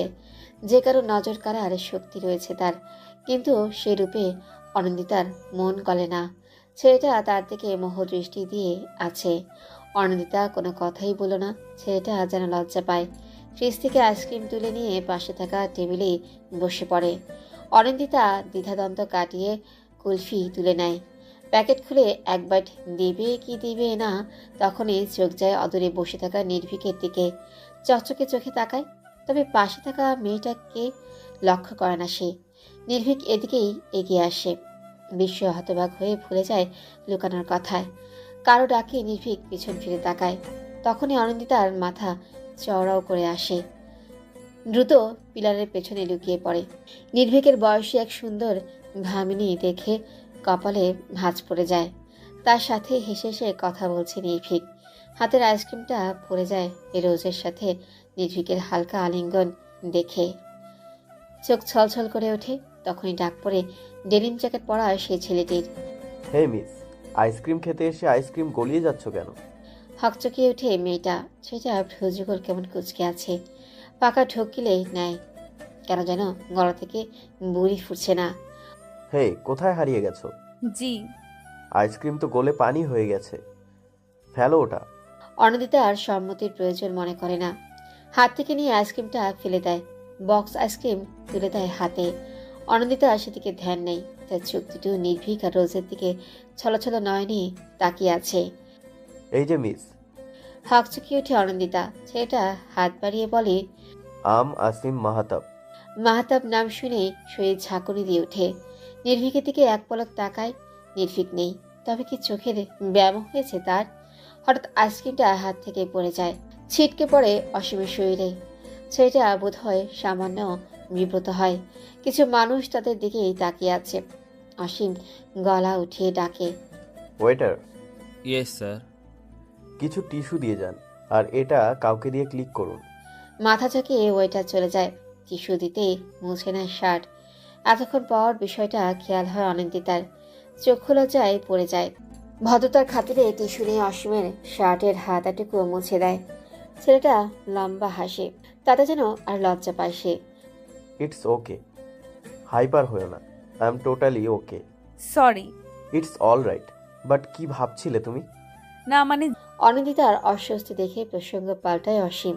দুটো আইসক্রিম নিয়ে বিল মিটিয়ে বেরিয়ে আসে। নিজেকে সামলে নেয় অনিন্দিতা। ভদ্রতার খাতিরে আইসক্রিমটা নেয়। যথাসম্ভব বাসায় যেতে হবে তাকে। তবে অসীম তার কথা ঝুলি নিয়ে বসেছে। কোনো কথাই অনিন্দিতার কর্ণপাত হয় না। অসীম বুঝতে পারে মেয়েটা তার কথাই শুনছে না। দীর্ঘশ্বাস লুকিয়ে অনিন্দিতার বাহু টেনে ধাক্কা দেয়। জি, আমার বাসায় যেতে হবে। আচ্ছা যাও। বাই দ্য ওয়ে, ভার্সিটি নাকি কলেজ? কোনোটাই না। মানে? এনএসইউতে চান্স পাইনি, তাই 1 বছর গ্যাপ দিয়েছি। ও মাই গড, এই সামান্য কারণে 1 বছর পিছিয়ে নিলে? অনিন্দিতা উত্তর দেয় না। নির্ভীক মোটেও কোনো সামান্য বিষয় না। আসিম ঘড়িতে সময় দেখে। সূর্য তার তেজস্বী ভাব আকাশের বুকে লুকিয়ে নিয়েছে। একটু পরেই সন্ধ্যা হবে। মেয়েটার যাওয়া প্রয়োজন। কথা বলে না আসিম। একটু হেসে বলে, তোমার সাথে পরিচয় হয়ে ভালো লেগেছে। বাই দ্য ওয়ে, আমরা কিন্তু সেম ব্যাচই ছিলাম। অনিন্দিতা একটু হাসে। আসিম পকেটে হাত গুজে দিয়ে বলে, যাও। অনিন্দিতা যেন চাঁদ হাতে পেয়েছে। লম্বা লম্বা পা ফেলে এগিয়ে যায় সামনের দিকে। আসিমও মৃদু হেসে পা বাড়ায়। চশমাটা খুঁজে চলেছে নির্ভীক। চশমা পরাটা সবার কাছে ফ্যাশন হলেও তার কাছে মানবিকতা। একজন লেকচারার হিসেবে চশমা পরা যেন বিজ্ঞ করে তোলে। তার এই ভাবনার কোনো সঠিক অভিধান আছে নাকি জানা নেই। চশমা খুঁজে না পেয়ে রুম থেকে বেরিয়ে আসে। আজমাল করিডোর দিয়ে ছাদের দিকে চলছিলেন। ছেলেকে দেখতে পেয়ে হাঁক ছেড়ে ডাকে, নির্ভীক, জি আব্বু। আজ এত সকাল সকাল কোথায় যাচ্ছ তুমি? ভার্সিটিতে। সকাল 7টা বাজে এখন। 2 দিন পর ফার্স্ট ইয়ারের অ্যাডমিশন টেস্ট আছে, তাই সবাইকে একটু আর্লি যেতে হচ্ছে। ও আচ্ছা, উনিও তো এবার অ্যাডমিশন টেস্ট দিবে। নির্ভীক উত্তর দেয় না। অনিন্দিতার বিষয়ে যেন তার কোনো আগ্রহই নেই। আজমল একটু থামে। নির্ভীক উল্টো পথে হাঁটা লাগায়। আজমাল পিছু ডাকে, যাতে নির্ভীক বিরক্ত হয়। পিছু ডাক তার পছন্দ নয়। তবুও ফিরে আসে বিনয়ের সাথে বলে, কিছু বলবে আব্বু? ভাবছিলাম অনির অ্যাডমিশন টেস্টটা দিতে তুমিও সাথে গেলে মন্দ হয় না। আব্বু আমি সমস্যা কোথায়? তোমারই তো ভার্সিটি। জানোই তো, অ্যাডমিশন টেস্টে ভার্সিটির ভেতরে ফর্মালিটি নট অ্যালাউ। এতে আমি কি করে সাহায্য করব আব্বু? পরীক্ষা তো আমি দিব না, নিজে নিজেই দিতে হবে। সেটা বলছি না, এত মানুষের মাঝে মেয়েটা অস্বস্তি বোধ করবে। তুমি ওকে সিট খুঁজে দিতে সাহায্য করবে, আর এক্সাম শুরু হওয়া অবধি সাহস দিবি। আব্বু সমস্যা কোথায় এতে? সাহস দিয়ে সাহায্য করতে বলেছি, অর্থনৈতিক কোনো কাজ নয় এটা। নির্ভীক কথা বাড়ায় না। বিরক্তি ঠেলে সম্মতি জানায়। নিচে আসতে চারুলতা খাবার হাতে ছুটে আসেন। নির্ভীক প্রথমে নাকচ করে দেয়। যেইভাবে নাস্তার টেবিলে বসবে অমনি চোখ যায় ডাইনিংয়ে থাকা অনিন্দিতার দিকে। এবার সে পণ করে পৃথিবী উল্টে গেলেও সে নাস্তা খাবে না। অনিন্দিতা তার দিকেই তাকিয়ে আছে। এদিকে চারুলতা নাছরবান্দা। অনিন্দিতা বুঝতে পারে নির্ভীক তার জন্যই এমন করছে। আলগোছে চলে যায় সে। যাওয়ার পূর্বে এক পলক তাকায়। চারুলতা ছুটে আসে অনিন্দিতার দিকে। অনিন্দিতা মাথা ব্যথার অজুহাত দেয়। নিহাল ভ্রু কুচকে বলে ওঠে, এখনই তো হেসে খেলে কথা বলছিলে অনি, মাথা ব্যথা কখন হলো? মাথা ব্যথা কি সময় নিয়ে আসে নিহাল ভাই? সেটাও ঠিক। আচ্ছা যাও তাহলে, রেস্ট নাও। চারুলতা অনিন্দিতার মাথায় হাত বুলিয়ে দেয়। অনিন্দিতা একটু হাসে। চারুলতাকে জড়িয়ে ধরে দ্রুত স্থান ত্যাগ করে। নিহাল দীর্ঘশ্বাস ফেলে নির্ভীকের উদ্দেশ্যে বলে, কোথাও যাচ্ছিস নির্ভীক? ভার্সিটিতে কাজ বলেছে। তুই এত সকালে নাস্তা করছিস যে? অফিসের কাজে সিলেট যেতে হচ্ছে। নির্ভীক ভ্রু কুচকে তাকায়। ভেবেছিল পারমিশন গ্র্যান্টেড করে নিহালের সাথে অনিন্দিতাকে ধরিয়ে দিবে, কিন্তু এখন তো সেটাও সম্ভব নয়। তবু বলে, খুব বেশি দরকারি? হ্যাঁ। ভার্সিটি থেকে তোকে এক্সাম গার্ড হিসেবে লেটার দিয়েছিল যে? নিহাল পরপর দীর্ঘশ্বাস ফেলে। পরোটা ছিঁড়ে মুখে পুরে নেয়। ক্যান্সেল করে দিয়েছি, অফিসের কাজে ব্যাঘাত ঘটেছে। জানিসই তো, নতুন বিজনেস শুরু করেছি। নির্ভীক কিছু বলে না। নিহালের নতুন বিজনেস শুরু করাতে কেউই খুশি নয়। আজমল তো বেশ চটে গেছে ছেলের উপর। বয়স হয়েছে, একা হাতে বিজনেস সামলান কি করে? 2 ছেলের এক ছেলেও তার বিজনেসের প্রতি আগ্রহী নয়। অতি মনোযোগী হওয়া মোটেও ভালো নয়। চারপাশে কি ঘটে যায় তার কোনো খেয়ালই থাকে না। যেমনটা একটু আগেই ঘটে গেল। তুমুল ঝনঝন শব্দ তুলে কাচের গ্লাসগুলো ভেঙে গেল, যার সম্পূর্ণ দায় ভার এসেছে হীরের উপর। বেচারি ফোনে মনোযোগী ছিল। চেয়ার টেনে বসতে গিয়ে টেবিলে থাকা গ্লাসের সেটটা ভেঙে ফেলেছে। শাহানা প্রচণ্ড রেগে গেলেন। হাতের কাছে কিছু পেলে আজকে আর রক্ষে থাকতো না। হীর পালিয়ে আসলো অনিন্দিতার কাছে। ভেবেছিল গ্লাস ভাঙার অপরাধে অনিন্দিতা তাকে দুটো কথা শোনাবে, অথচ তার কিছুই ঘটল না। ভেঙে যাওয়া গ্লাসের শব্দ মেয়েটার কানে পৌঁছায়নি। সে ক্যালকুলেটর নিয়ে হিসেব নিকেশ করছে। হি লম্বা করে বেডে শুয়ে পড়ল। প্রচণ্ড বিরক্তি নিয়ে কাঠ গলায় অনিন্দিতা বলল, কোনো কাজ নেই? পড়ার সময় ভেজাল করতেছিস কেন? আজব, আমি কি করেছি? তোমার ইচ্ছে হয়েছে তুমি পড়েছো, আমার ইচ্ছে হয়েছে আমি শুনেছি। অনিন্দিতা কথা বাড়ালো না, গভীর মনোযোগে অঙ্ক কষতে লাগলো। তবে ব্যাঘাত ঘটল কলিং বেলের শব্দে। তার উপর শাহানা চেঁচাচ্ছেন। খাতায় মনোযোগ রেখে অনিন্দিতা বলল, হির, তাড়াতাড়ি দরজা খুলে দিয়ে আয়। আমি যাব না। কি ধরনের কথা এটা? আমি পড়ছি, দেখছিস না? আমি শুয়ে আছি, দেখতে পাওনি? অতি পড়াশোনা করে চোখ খেয়ে ফেললে নাকি? রাগে উঠে গেল মেয়েটা। হাতে স্কেলটা ধুম করে টেবিলে রাখলো। হির ভয় পেয়ে গেলেও নড়ল না। শাহানার কর্কশ কণ্ঠে মাথা ধরে গেছে। মাথায় মালিশ করতে করতে দরজার কাছে এগিয়ে গেল। দরজা খুলতেই মুখ হা হয়ে গেল। অন্যদিকে ঘুরেই নির্ভীক ফোন ঘাটছে। ছেলেটার পেছনের অবয়ব অনন্দিতার বুকে এসে আটকে গেল। মানুষটার প্রতি এত আকর্ষণ কেন? এই কেমন মরণ ব্যাধি? মিনিটখানেক পর নির্ভীক তাকালো। অনন্দিতাকে আশা করেনি সে। বিষাদে ভরে উঠল তার মুখ।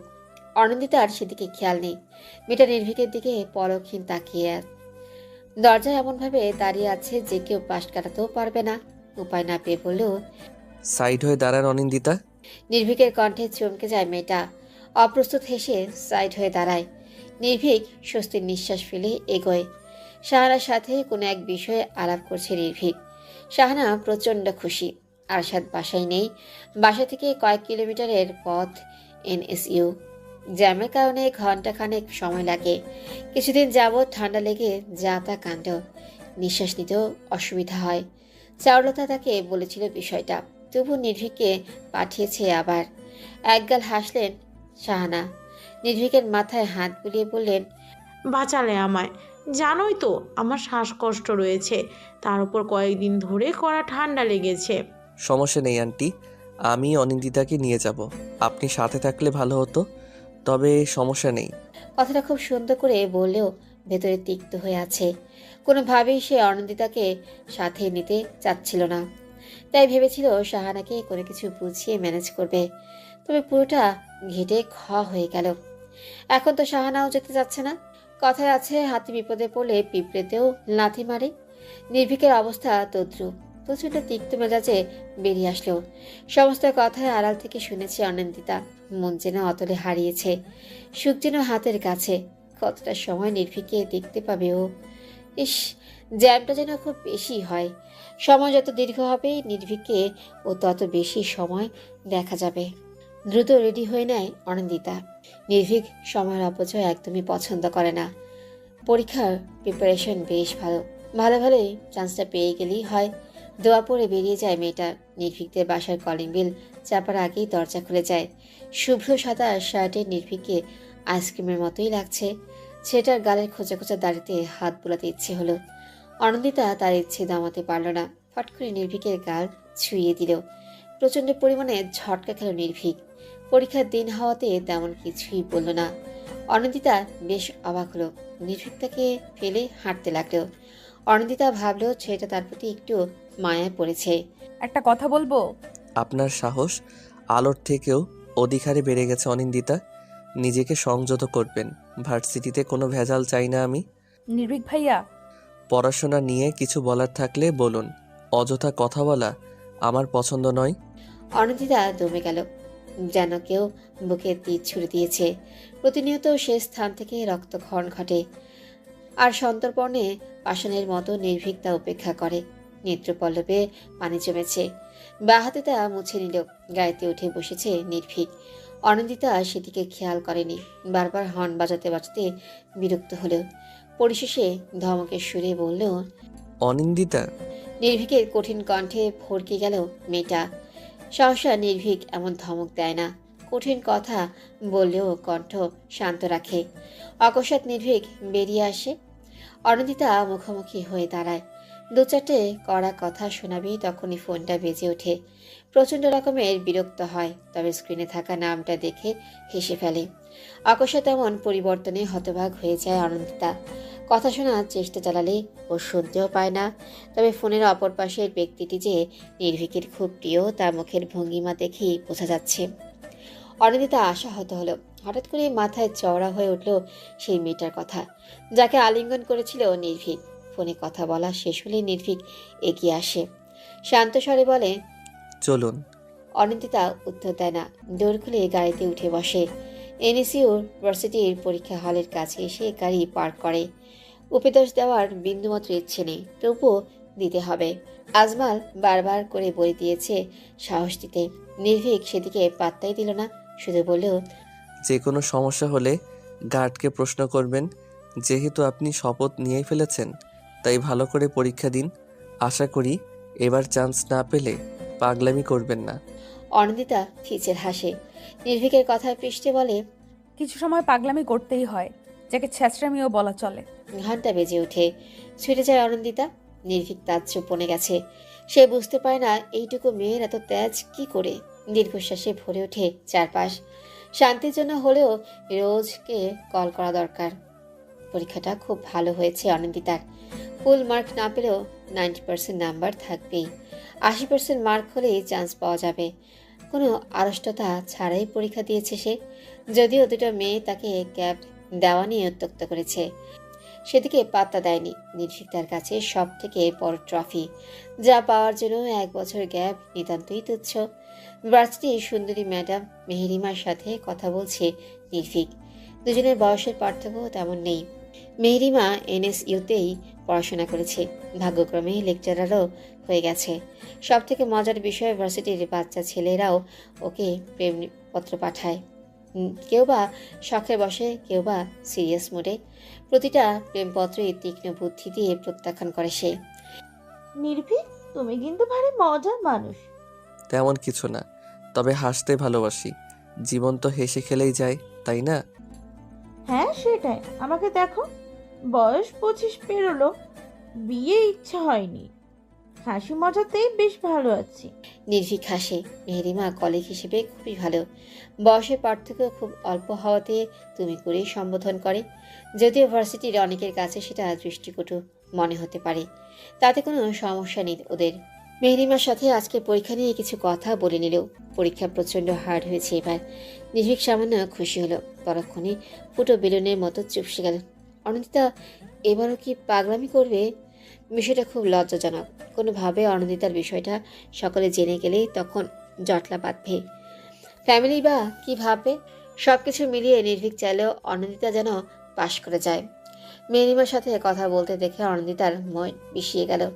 খুব সুন্দরী মেহেরিমা। গতবারও দেখেছিল, কখনো তার সাথে কথা হয়ে ওঠেনি, তবে শুনেছি বেশ রসিকতা জানে মেয়েটা। অনিন্দিতা রসিকতার দোহাই দিয়ে নিজেকে তাতস্থ করলো। এক চিলতে হেসে নির্ভীকের দিকে আগালো।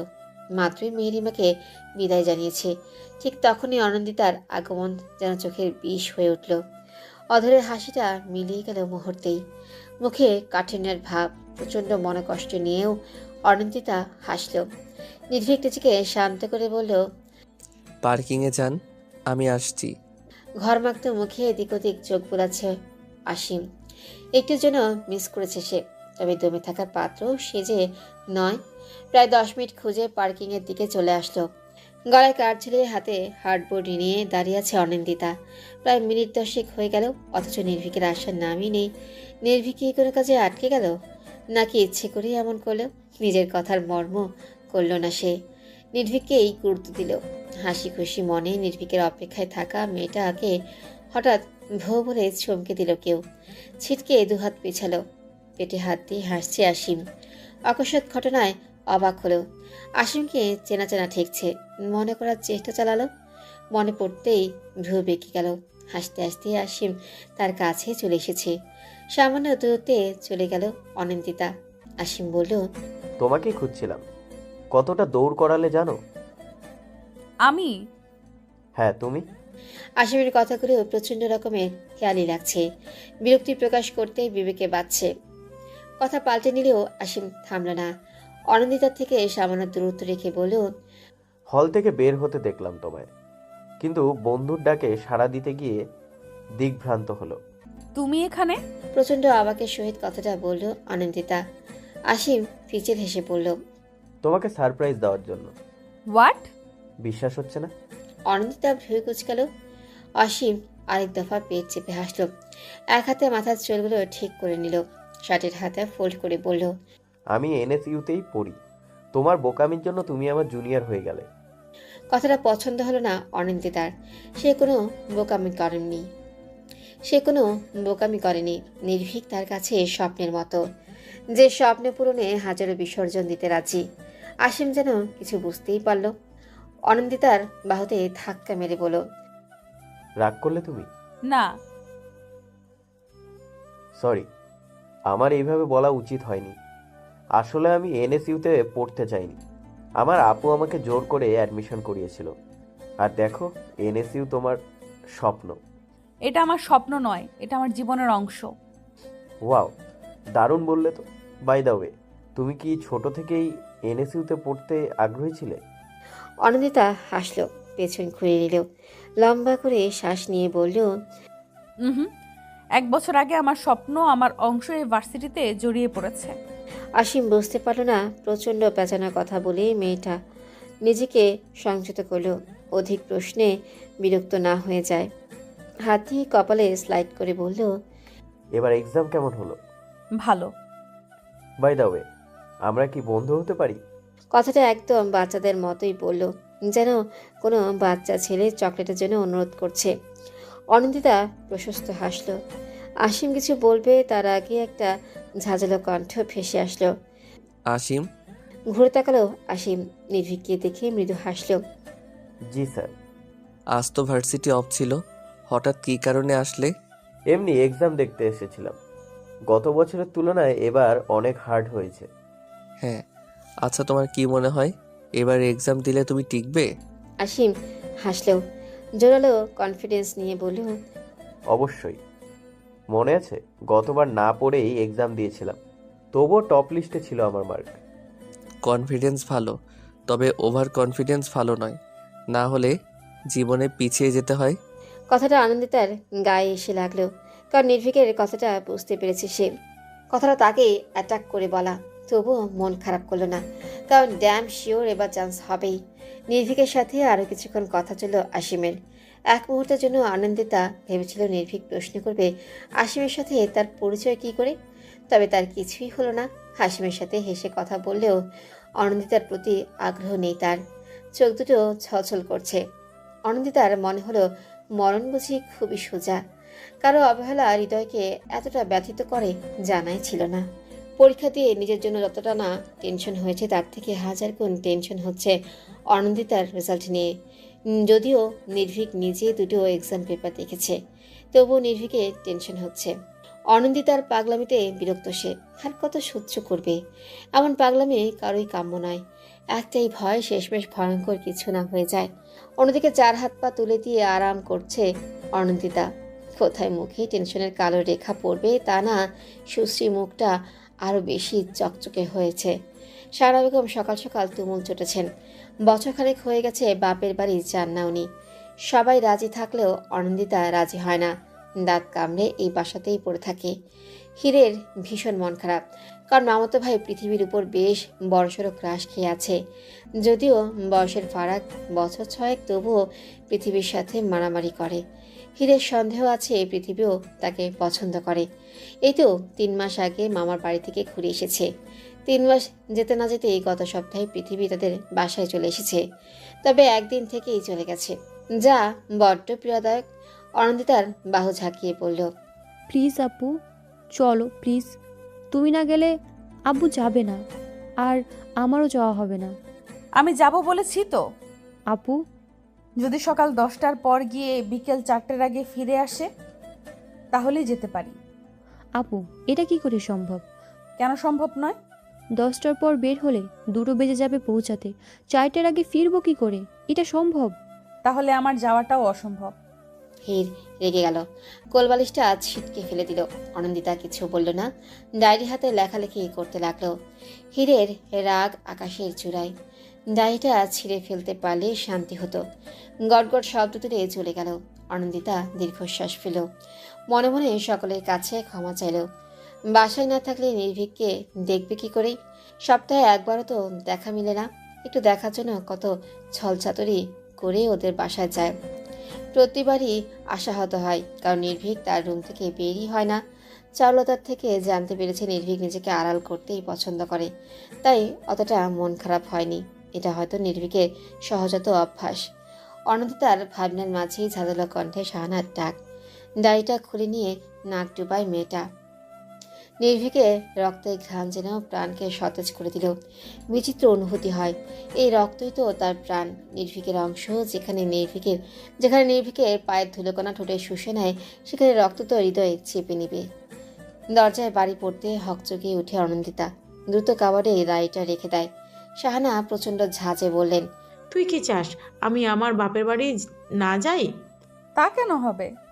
তাহলে যেতে চাচ্ছিস না কেন? আমার এই বাসা ছাড়া কোথাও থাকতে ইচ্ছে করে না। তোমরা যাও না, বাধা দিয়েছে কে? তিক্ত হয়ে ওঠেন শাহানা। হাতের কাছে থাকা ঘড়িটা ছুঁড়ে ফেলে দেন। অনন্দিতা অবাক চোখে তাকিয়ে বলেও, এটা আমার প্রিয় ঘড়ি আম্মু। চুপ, একটা কথাও বলবি না। আমার ইচ্ছের কোনো মূল্য আছে তোর কাছে? আম্মু, তুমি এমন কেন ভাবছো? আমি বাসায় থাকি, তোমরা যাও না। শাহানার কানে সে কথা গেল না। ঝমঝমে কাঁদলেন উনি। হিত ছুটে আসলো, মাকে জড়িয়ে ধরে অনন্দিতার দিকে লাল চোখে তাকালো। মেয়েটা কি কেঁদেছে? অনন্দিতা ফোঁস করে দম ফেল। একটা মানুষের জন্য স্বার্থপর হয়েছে আজ। একটু দেখার জন্য প্রাণটা মরিয়া হয়ে ওঠে। আরশাদও কয়েকবার ফোন করে বলেছে, কিন্তু অনন্দিতা সে কথাই শোনেনি। বিকেলের দিকে চারুলতা আসেন, বাসায় ছিলেন না উনি। কাজের মেয়েটা জানালেও অনন্দিতার জন্য শাহানা কেঁদে ভাসিয়েছেন। এক প্রকার ভয় পেয়ে গিয়েছিলেন অনন্দিতার কোনো ক্ষতি হলো নাকি, সে আশঙ্কায় ছুটে এসেছেন। শাহানা, কি হয়েছে বলো তো? কেঁদে নাকি চোখ লাল করে ফেলেছ? আপা, কি বলবো বলো তো, মেয়েটা হয়েছে এক পাষাণ। কি সব বলছো এসব? অনেক কি করেছে এমন? জানোই তো, 1 বছরের বেশি সময় বাপের বাড়ি যায় না। মা অসুস্থ, বলা যায় না কি হয়, অথচ মেয়েটা যাবে না বলে দিয়েছে। চারুলতা একটু ভাবলেন, তারপর চকচকে চোখে বললেন, থাক না, মেয়েটা যখন যেতে চাচ্ছে না, জোর করে না যাই ভালো। ও কদিক না হয় আমার কাছেই থাকবে। কিন্তু আপা।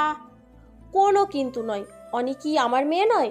তোমার মতো যত্ন না করতে পারলেও ওর যত্ন ঠিকই করতে পারবো, বিশ্বাস রাখো তো। শাহানা বিগলিত হাসলেন। তার পরপরই চারুলতার সাথে খোশগল্পে মেতে উঠলেন। নির্ভীকের বাসায় থাকা যেন চন্দ্রমামাকে হাতে তুলে দেওয়া। অনন্দিতার খুশি যেন আর সয় না। এত হাসি খুশি দেখে শাহানাও স্বস্তি পেলেন। আরশাদও নানান উপদেশ দিলেন, যেহেতু 2 দিন বাদে রেজাল্ট দিবে, তাই যেন মন খারাপ না করে। হাসি মুখে সম্মতি জানালেও অনন্দিতা।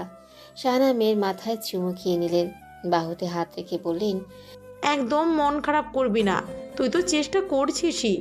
আল্লাহ চাইলে নিশ্চয়ই চান্স হবে। দোয়া করো আম্মু। আর আমি খুব সরি। শাহানা সহ সবাই হেসে ফেলল। অনন্দিতা চোখ ভরে উঠেছে, কেন যেন খুব কষ্ট হচ্ছে। হঠাৎ করে শাহানাকে জড়িয়ে ধরে কেঁদে ওঠে। হির ফিচেল হাসিতে মাতে। অনন্দিতার দিকে টিস্যু এগিয়ে দেয়, তাতে নাক ফুলিয়ে নেয় মেয়েটা। নিহাল ভারী অদ্ভুতভাবে সব দেখছে। এখানে শোক পালন হচ্ছে নাকি আনন্দ যাপন বুঝতেই পারল না। পরিশেষে বলেই ফেলল, এভাবে অর্ধেক হাসি অর্ধেক কান্নার কোনো স্পেশাল মিনিং আছে কি? অনন্দিতা নাক টেনে তাকায়। নির্ভীক একটু দূরে দাঁড়িয়ে আছে, সবার দিকে তাকালেও অনন্দিতার দিকে তাকায়নি। অভিমানে মুখ ফাটে, কান্না ভেজা গলায় তাকায়। এক পশলা অভিমানের ঝরা নামিয়ে বলে, আবেগ। নির্ভীকের কানে যেন কেউ বাজনা বাজিয়ে দেয়। খলবলিয়ে তাকায়, চোখাচোখি হলেও চোখ সরায় না।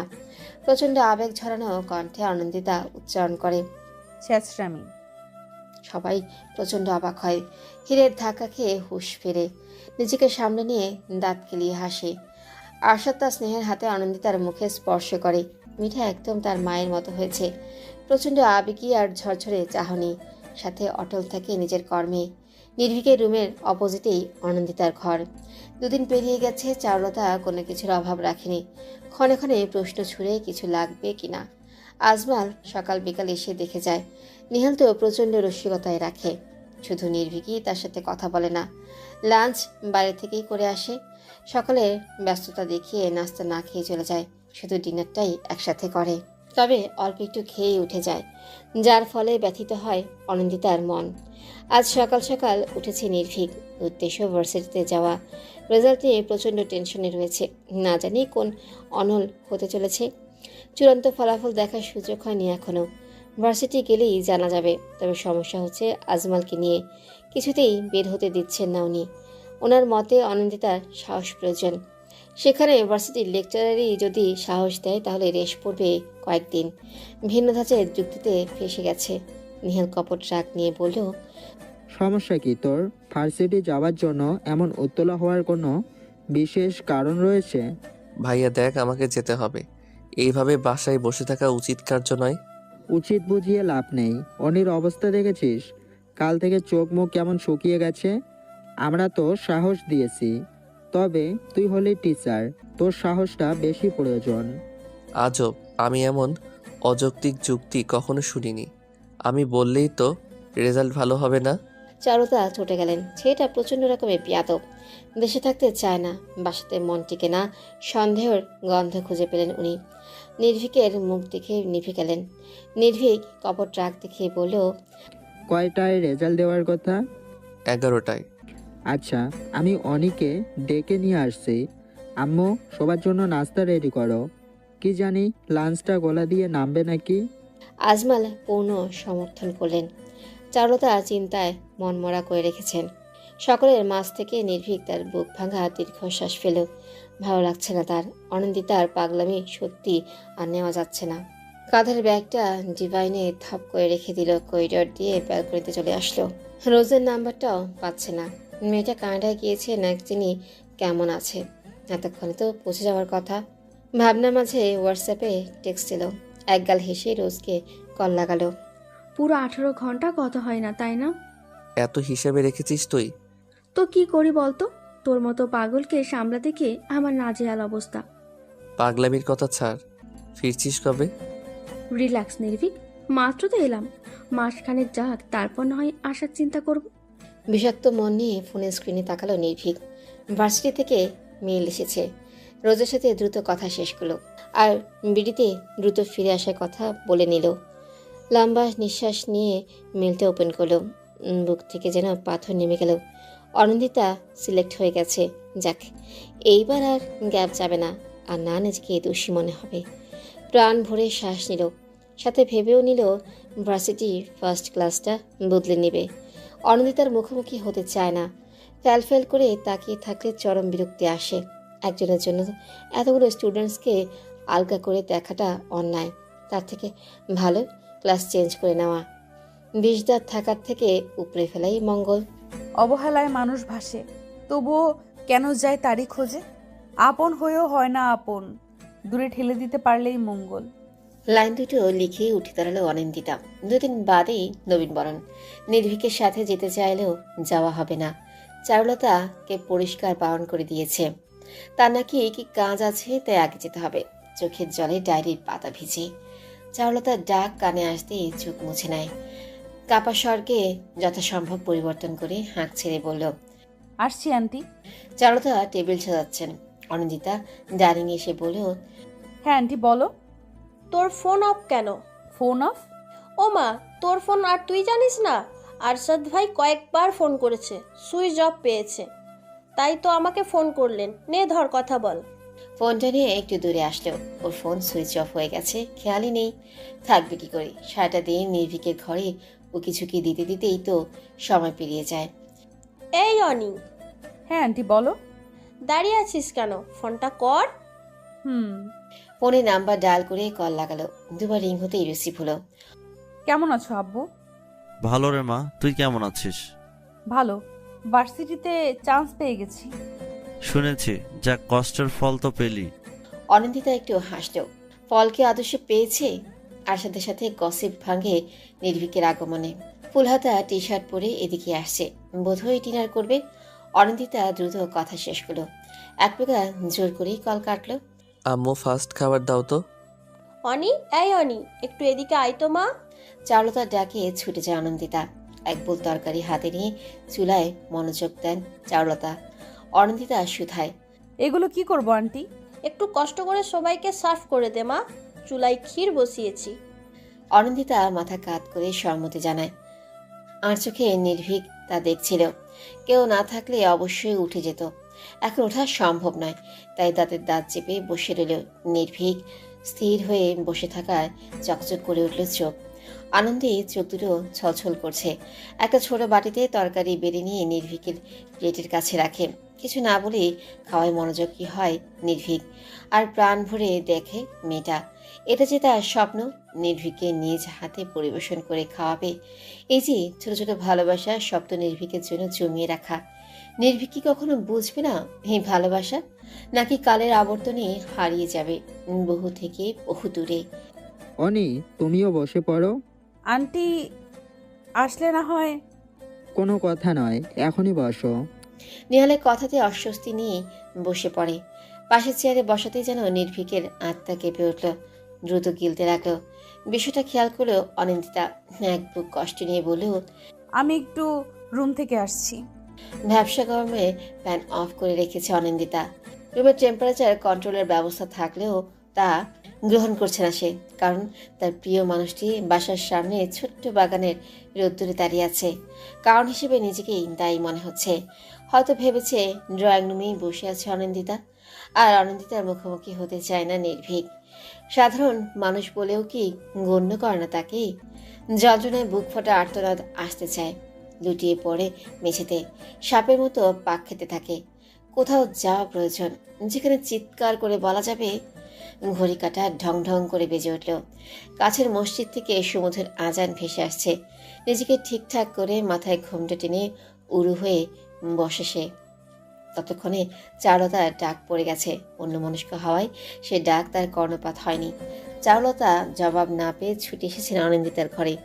পিঠে হাত বুলিয়ে পাশে বসতেন। অনিন্দিতা পেছনে ঘুরে তাকাতেই বললেন, কি রে মা, কি এত ভাবিস? চান্স তো পেয়েই গেছিস, তাহলে চিন্তা কিসের? আমার কিছু ভালো লাগে না আন্টি, দূরে কোথাও চলে যেতে ইচ্ছে করে। সব কেমন ধোঁয়াশা। রুদ্ধদ্বার খুলে কোথায় যাওয়া যায় বলো তো? দূর বোকা, কি সব বলে যাচ্ছিস?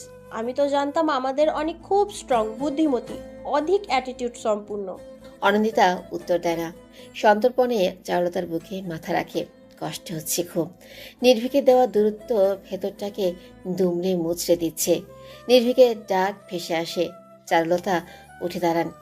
যাওয়ার আগে বললেন, অনি, গোসল করে নে, একসাথে লাঞ্চ করব। কিন্তু ও মা, এখানে কিন্তু কিসের? নির্ভীকটা বিকেলে বের হবে কি জানো কোথায়? ওর সাথে ঘুরে আসবি। নিহাল তো সকাল থেকেই লাপাত্তা। অনিন্দিতার চোখ মুখ শক্ত হয়ে যায়। ভেতরের ভালো লাগাটা প্রকাশ করতে পারছে না। হঠাৎই মনে হয় নির্ভীক তাকে নিবে না। নির্ভীকের প্লেটে খাবার বেড়ে দিচ্ছে চারুলতা। তখনই উপস্থিত হয় অনিন্দিতা। ভেজা চুল পিঠময় ছড়িয়ে আছে, মুখে নেই কোনো প্রসাধনী, যে কারো নজর কাটতে সক্ষম। চারুলতা তো বলেই ফেলেন সুন্দরী কন্যা। নির্ভীক কথার পৃষ্ঠে একবার তাকিয়েছিল, পরিশেষে মুখ ঘুরিয়ে নিয়েছে।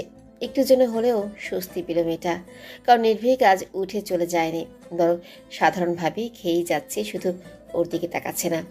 আজমল অফিসে আছেন, লাঞ্চ টাইমে ফোন দেন রোজ। এখনও ফোন দিয়েছেন, তাই দূরে সরে গেলেন চারুলতা। নির্ভীকের দিকে বারবার তাকাচ্ছে, অথচ নির্ভীকের হেরফের নেই, তাই খাওয়ার দিকে দৃষ্টিপাত করলো সে। হঠাৎ ভেসে আসলো চিরচেনা শীতল কণ্ঠস্বর। অনিন্দিতা, এই একটি কণ্ঠ যে কারো মনে বসন্ত জাগিয়ে দিতে পারে তা বোধহয় ভাবেনি ছেলেটা। মুখে খাবার থাকায় তালুতে উঠে যায়। দ্রুত পানি এগিয়ে দেয় নির্ভীক। একটু গাঢ় কণ্ঠে বলে, এত অমনোযোগী কেন? বড়সড় দুর্ঘটনা ঘটাবেন নিশ্চিত? মাথা নিচু করে নেয় অনিন্দিতা। কান দিয়ে যেন আগুন বের হচ্ছে। হঠাৎ কেন লজ্জা লাগছে? অনিন্দিতা শুনুন। প্রচন্ড অবাক হয়ে তুতলে যায় অনিন্দিতা। চোখ দুটো গোল আকার ধারণ করেছে। নির্ভীক একটু হাসে। এই প্রথম অনিন্দিতার মুখোমুখি হাসলেও নির্ভীক। হঠাৎ এমন পরিবর্তন অনিন্দিতার অন্তঃকরণে ব্যথা অনুভব করায়। কাপা ঠোঁটে বলে, জি। একটা কথা বলি, রাখবেন? বলুন। সতর্ক হয় নির্ভীক। একটু ঝুঁকে ফিসফিস করে বলল, আম্মু আপনাকে নিয়ে ঘুরতে যেতে বলেছে। আমি বারণ করিনি, কারণ এর ফলে আম্মু সন্দেহ করতে পারে। আপনি প্লিজ একটা অজুহাত দেখিয়ে বলবেন যাবেন না। আচ্ছা। অনিন্দিতা খুশি মনে উত্তরটা দেয়, কারণ নির্ভীক এই প্রথম তাকে এইভাবে ডেকেছে। হন্তদন্ত হয়ে আসেন চারুলতা। চোখে মুখে চিন্তার ছাপ ব্যক্ত হয়ে নির্ভীক বলে, কি হয়েছে আম্মু? চারুলতা আহমেদ, তোর আন্টির শাশুড়ি অসুস্থ, হসপিটালে অ্যাডমিট আছেন। আমাকে এখনই যেতে হবে, ফিরতে রাত হবে। অনিকে ফেলে কোথাও যাস না। আম্মু, তুমি অনিন্দিতাকে সাথে নিয়ে যাও।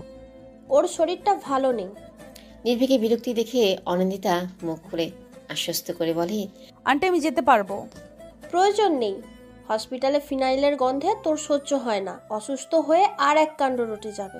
কাউকে কিছু বলার সুযোগ না দিয়ে চারুলতা বেরিয়ে যায়। পিলারে খুশি মারে নির্ভীক। কেঁপে ওঠে অনিন্দিতা, অস্ফুট স্বরে বলে, নির্ভীক ভাইয়া। আপনার সাহায্যের প্রয়োজন নেই আমার। পাগল হয়ে যাব আমি। কেন আপনি হিটদের সাথে গেলেন না? এইদিকে আমার আম্মু এক আকাশ সমান বিশ্বাস নিয়ে আপনাকে রেখেই চলে গেলেন। ড্যামিট। মাথা নিচু করে নেয় অনিন্দিতা। প্রচণ্ড ভয়ঙ্কর লাগছে নির্ভীককে। এতটা চেঁচায় না নির্ভীক।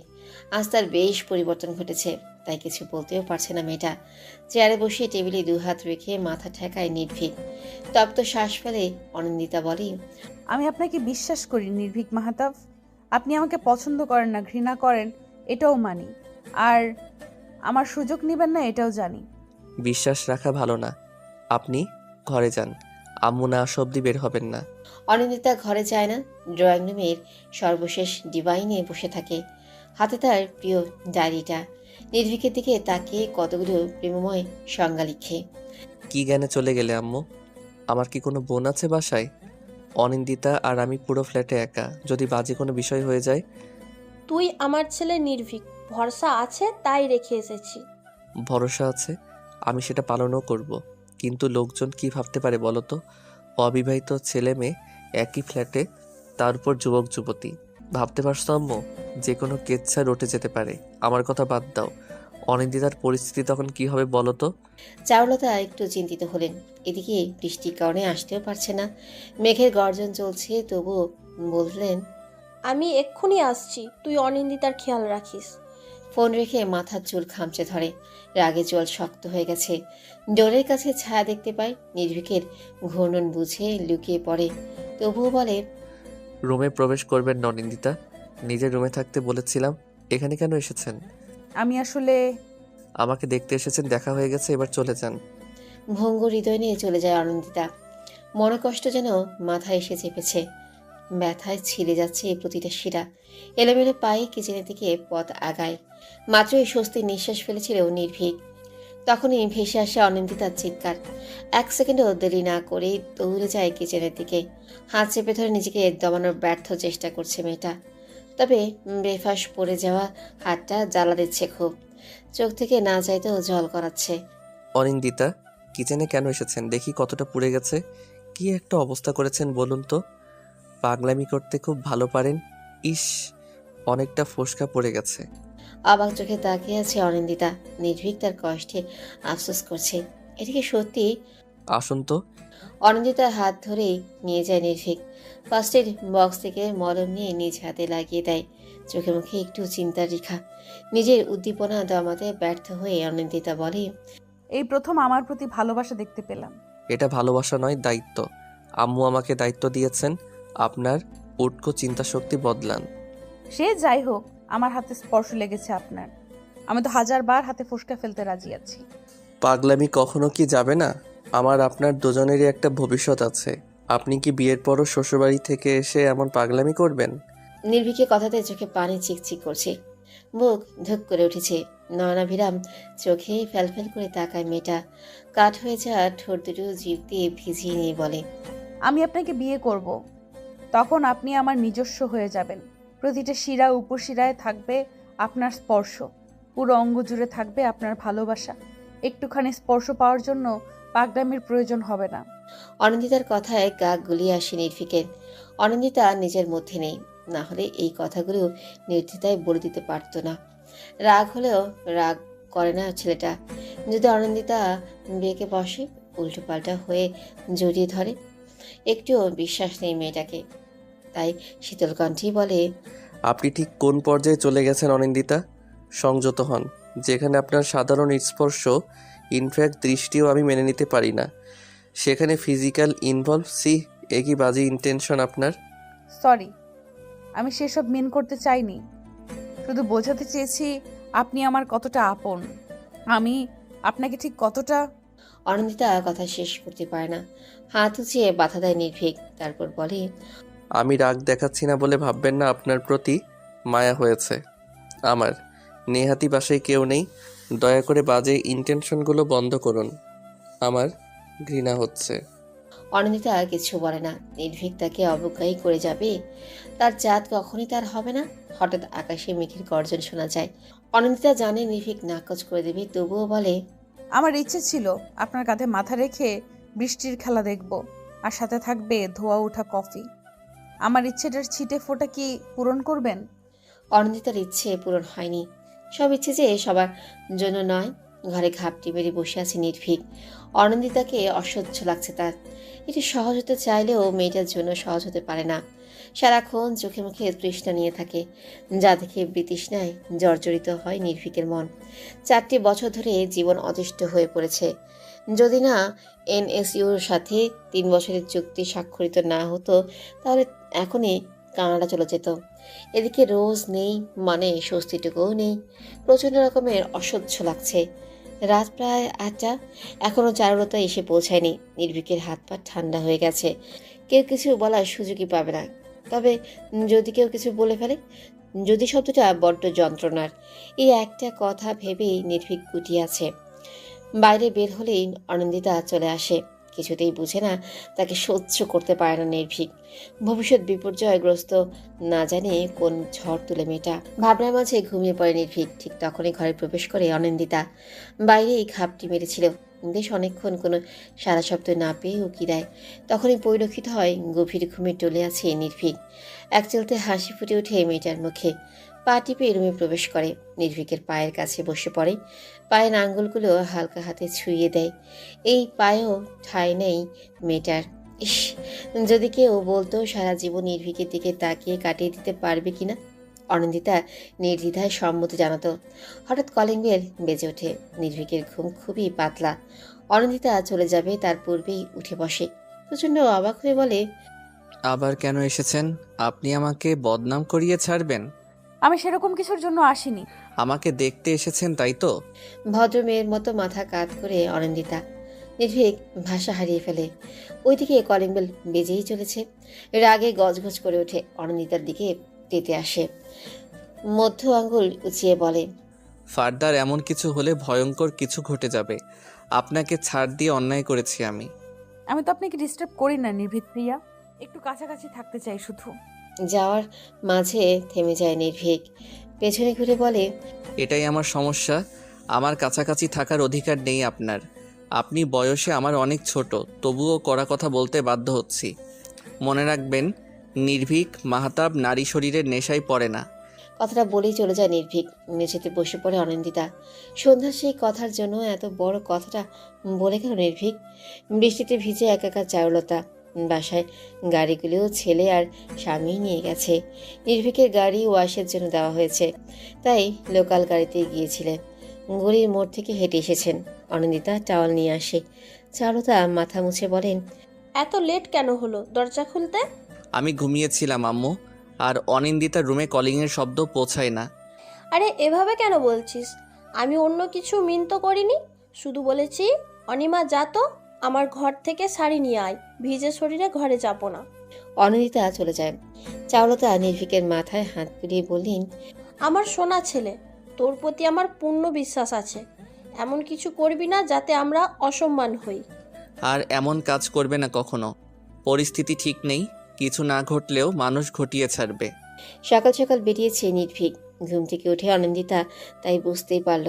সে বুঝে গেছে নির্ভীক তার থেকে পালিয়ে বেঁচেছে। চারুলতা কাল আসার সময় নীল রঙের শাড়ি নিয়ে এসেছেন। আজ সেটাই পরবে অনিন্দিতা। পার্পল শাড়িটা থাকলে পার্পল শাড়িটাই পরতো, তবে সে শাড়িটা তার গায়ে ওঠেনি।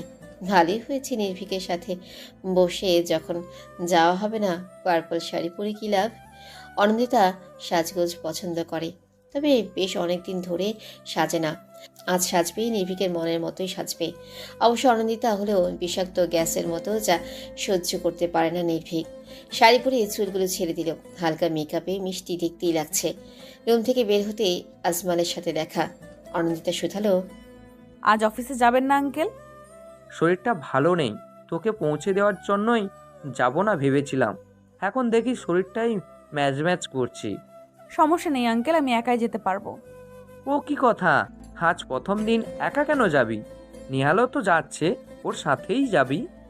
জুসের গ্লাস নিয়ে করিডোরে দিয়ে আসতে আসতে এই কথাটা বললেন চারুলতা। আজমালও সম্মতি জানালো। অনিন্দিতা কিছু বলতে চেয়েও বলল না। চারুলতা গ্লাসে এগিয়ে বললেন, নাস্তা করে যাবি না?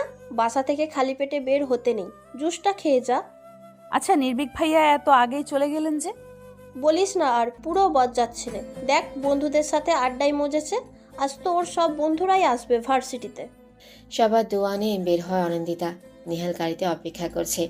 অনিন্দিতার দিকে তাকিয়ে স্বচ্ছ হাসলেও একটু প্রশংসা স্বরে বলল, দেখো আবার কাউকে মন দিয়ে এসো না।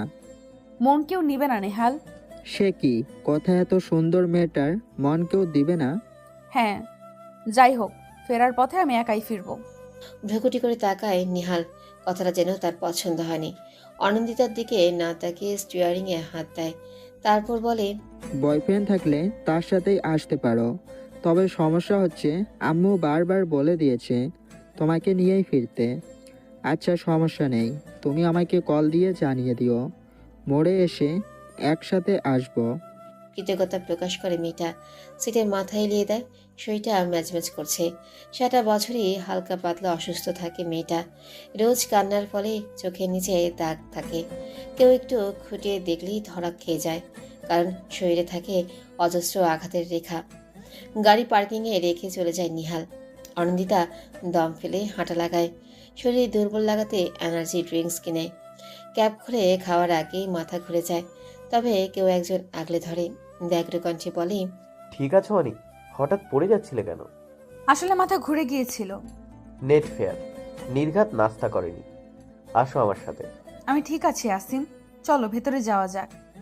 নো, কোনো কিছুই ঠিক নেই। তুমি এক্ষুনি নাস্তা করবে আমার সাথে। আর লিসেন কিউট গার্ল, ফাংশন এখনো শুরু হয়নি।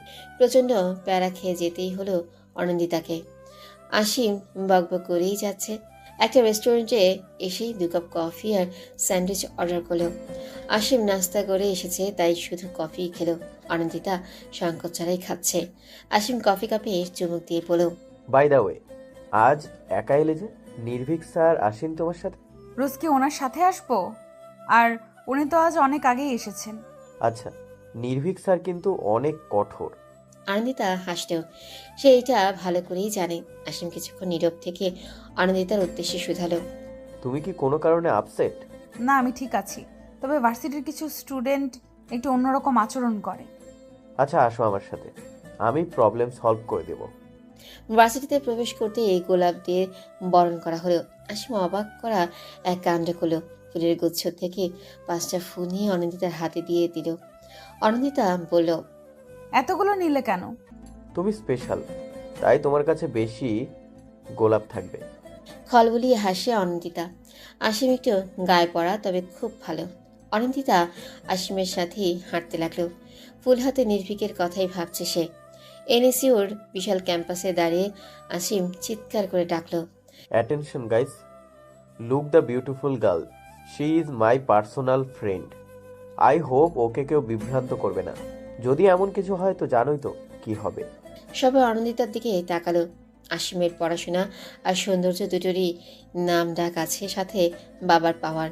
ছেলেটার এমন কাণ্ডে হতবাক হয় অনিন্দিতা। আসিম অনিন্দিতার দিকে তাকাতেই অনিন্দিতা চোখ পাকায়, যার অর্থ তুমি পুরো পাগল।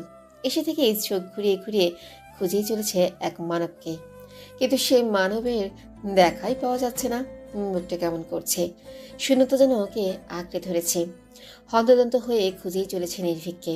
অনুষ্ঠান শেষ হয়েছে বেশ অনেকক্ষণ। বেশিরভাগ সময় আসিম তাকে সাথে রেখেছে, তবে আসিমের বন্ধু মহলের সাথে অনিন্দিতা একা থাকতে তো পারে না, তাই সে নিজ থেকেই বলেছে আমি আশেপাশে ঘুরে আসি।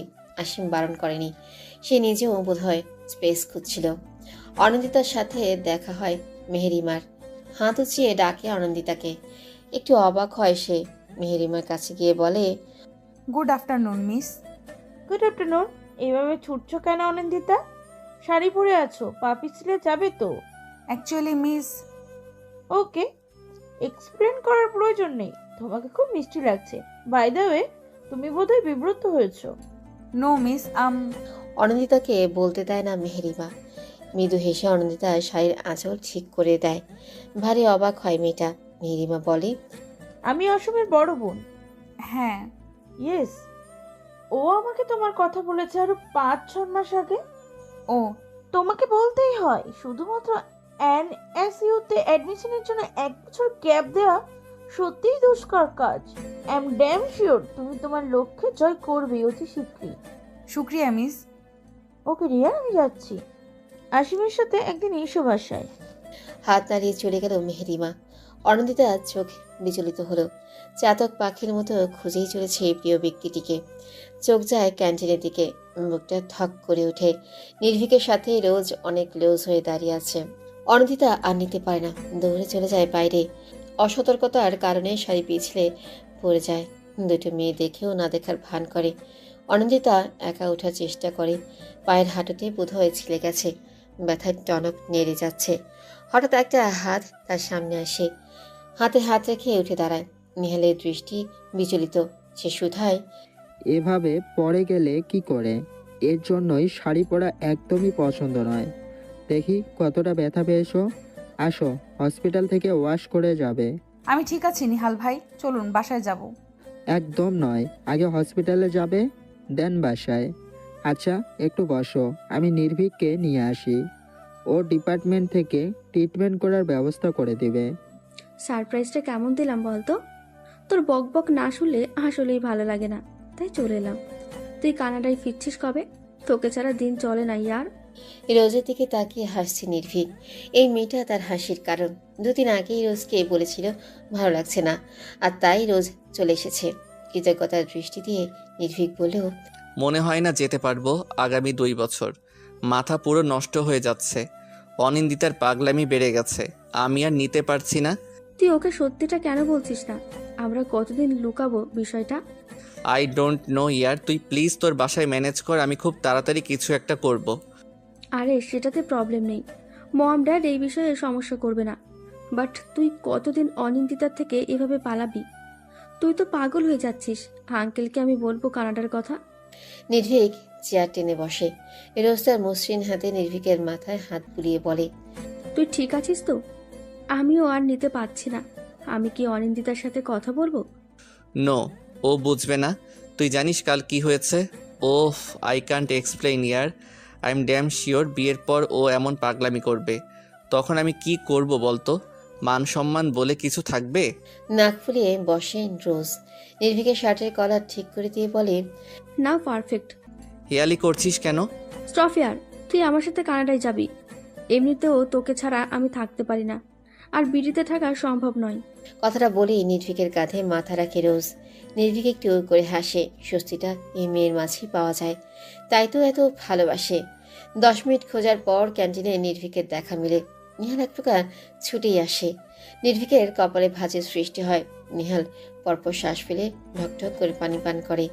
কি হয়েছে তোর, এভাবে হন্তদন্ত হয়ে আসছিস যে? 10 মিনিট ধরে পুরো ভার্সিটি খুঁজে চলেছি তোকে। আমাকে খুঁজছিস কেন? তোর ফোন অফ। আসলে অনিন্দিতা পরে গিয়ে ব্যথা পেয়েছে।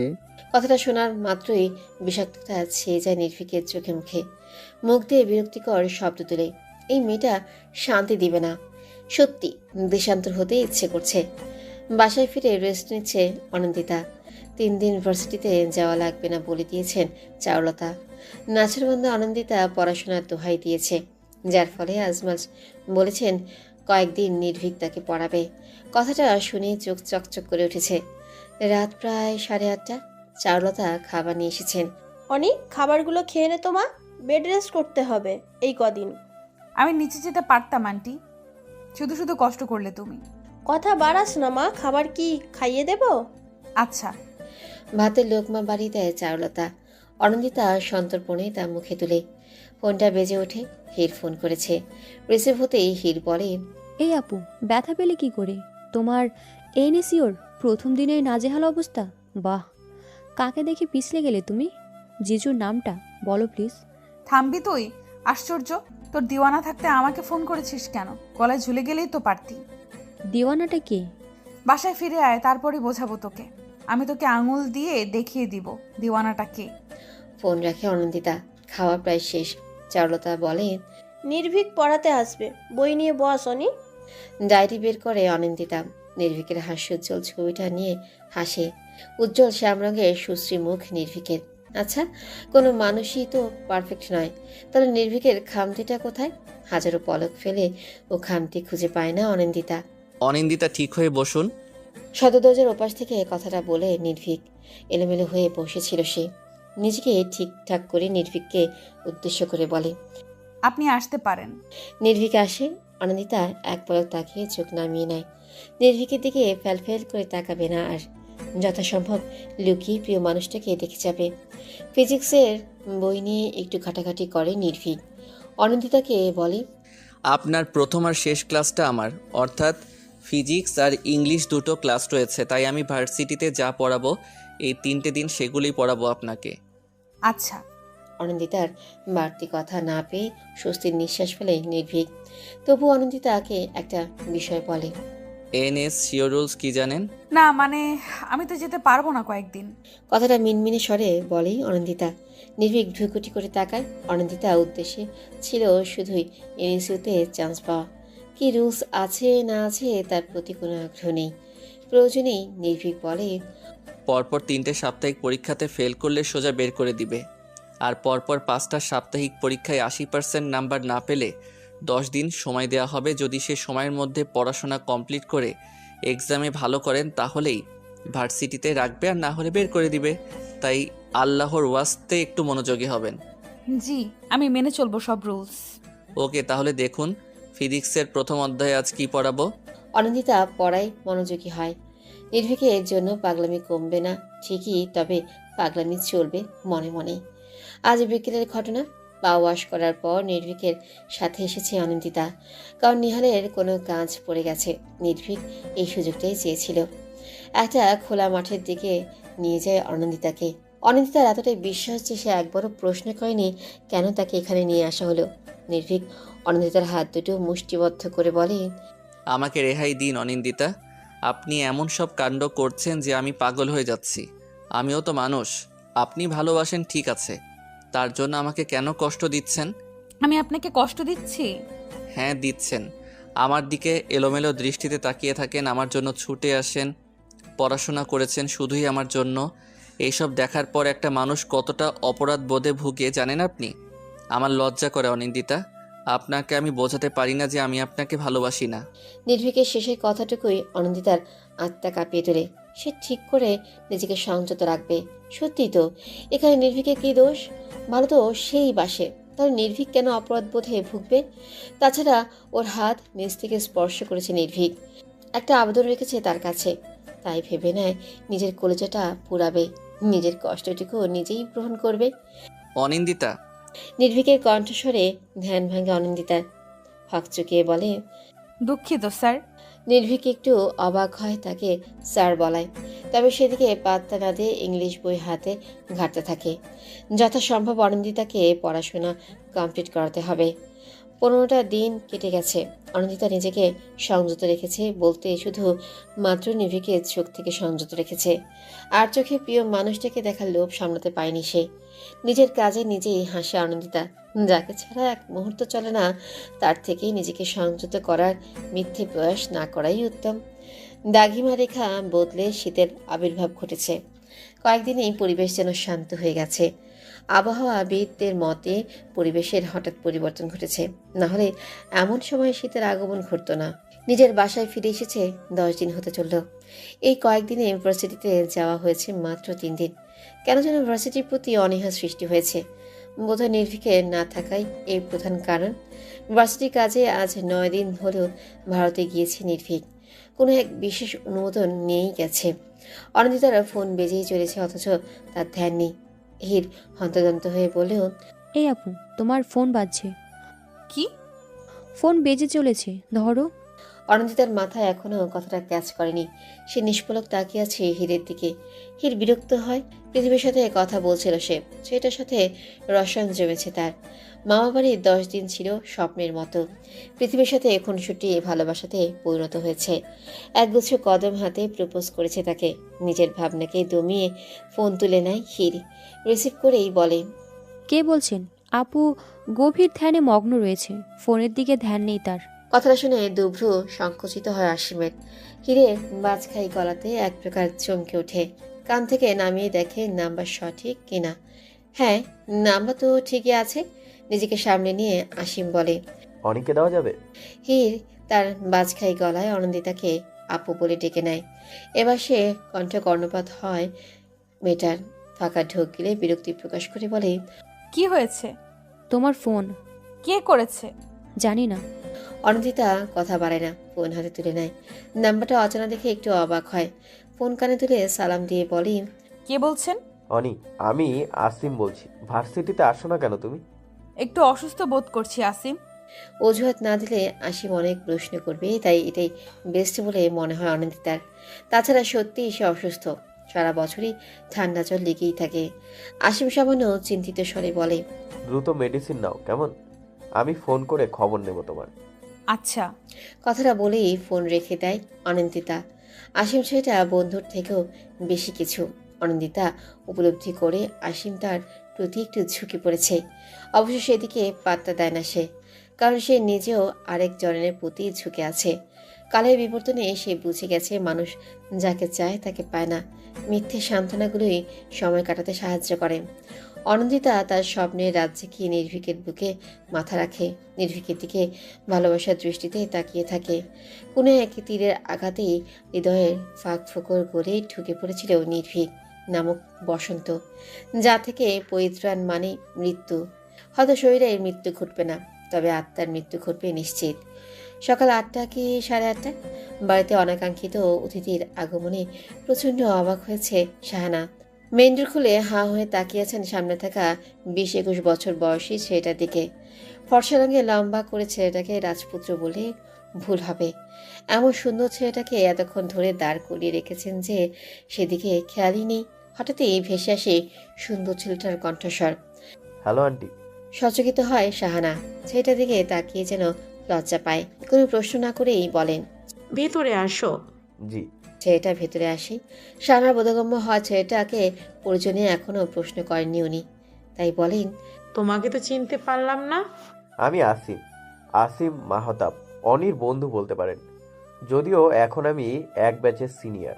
ও আচ্ছা আচ্ছা, বসো তুমি, আমি অনেকে ডেকে পাঠাই। ইটস ওকে আন্টি, আমাকে অনিন্দিতার রুম দেখিয়ে দিন, আমি গিয়ে দেখা করে আসি। শান একটু অবাক হন। এতটা নিঃসংকোচে কথা বলা তিনি আশা করেননি। অধরক্ষণে হাসি ফুটিয়ে বলেন, ডান দিকের করিডোরের শেষ রুমটাই অনন্দিতার। হেসে কৃতজ্ঞতা প্রকাশ করে আসিম। শাহানা নাস্তা বানাতে কিচেনের দিকে আগান। অনন্দিতার রুমে এসেও কিছু কি দেয় আসিম, তবে অনন্দিতা দেখা পাওয়া যায় না। ফট করেই ঢুকে পড়ে ছেলেটা। যদিও মেয়েদের রুমে ঢোকার আগে পারমিশনের প্রয়োজন হয়, তবে সে পারমিশন নেয় না। একটু চঞ্চল প্রকৃতির ছেলেটা সোজা বারান্দা চলে যায়।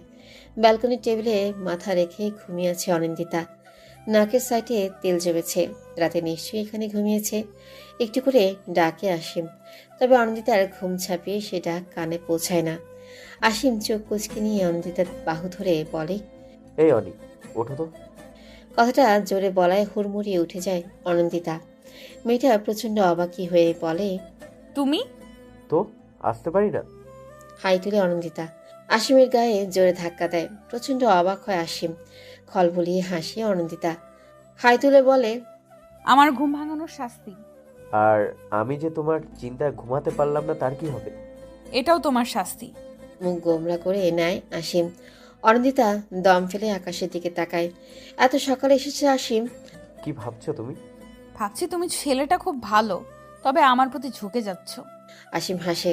অনন্দিতার একগুচ্ছ চুল হাতে পেঁচিয়ে বলেন, আমি তোমাকে বন্ধুর মতোই ভালোবাসি অনিন্দিতা, তাই তোমাকে অন্য নজরে দেখার সাহস হলেও আগানোর সাহস হয়ে ওঠেনি। তবে সত্যি বলতে বন্ধুর থেকেও বেশি ভালোবাসি। কৃতজ্ঞতার চোখে তাকায় অনন্দিতা। আসিমের বাহু টেনে বলে, আন্টি কিচেনে গেছেন, সো তোমার যেতে হবে না। আজ তুমি আমার সাথে ভার্সিটিতে যাচ্ছ। ভালো লাগছে না আমার।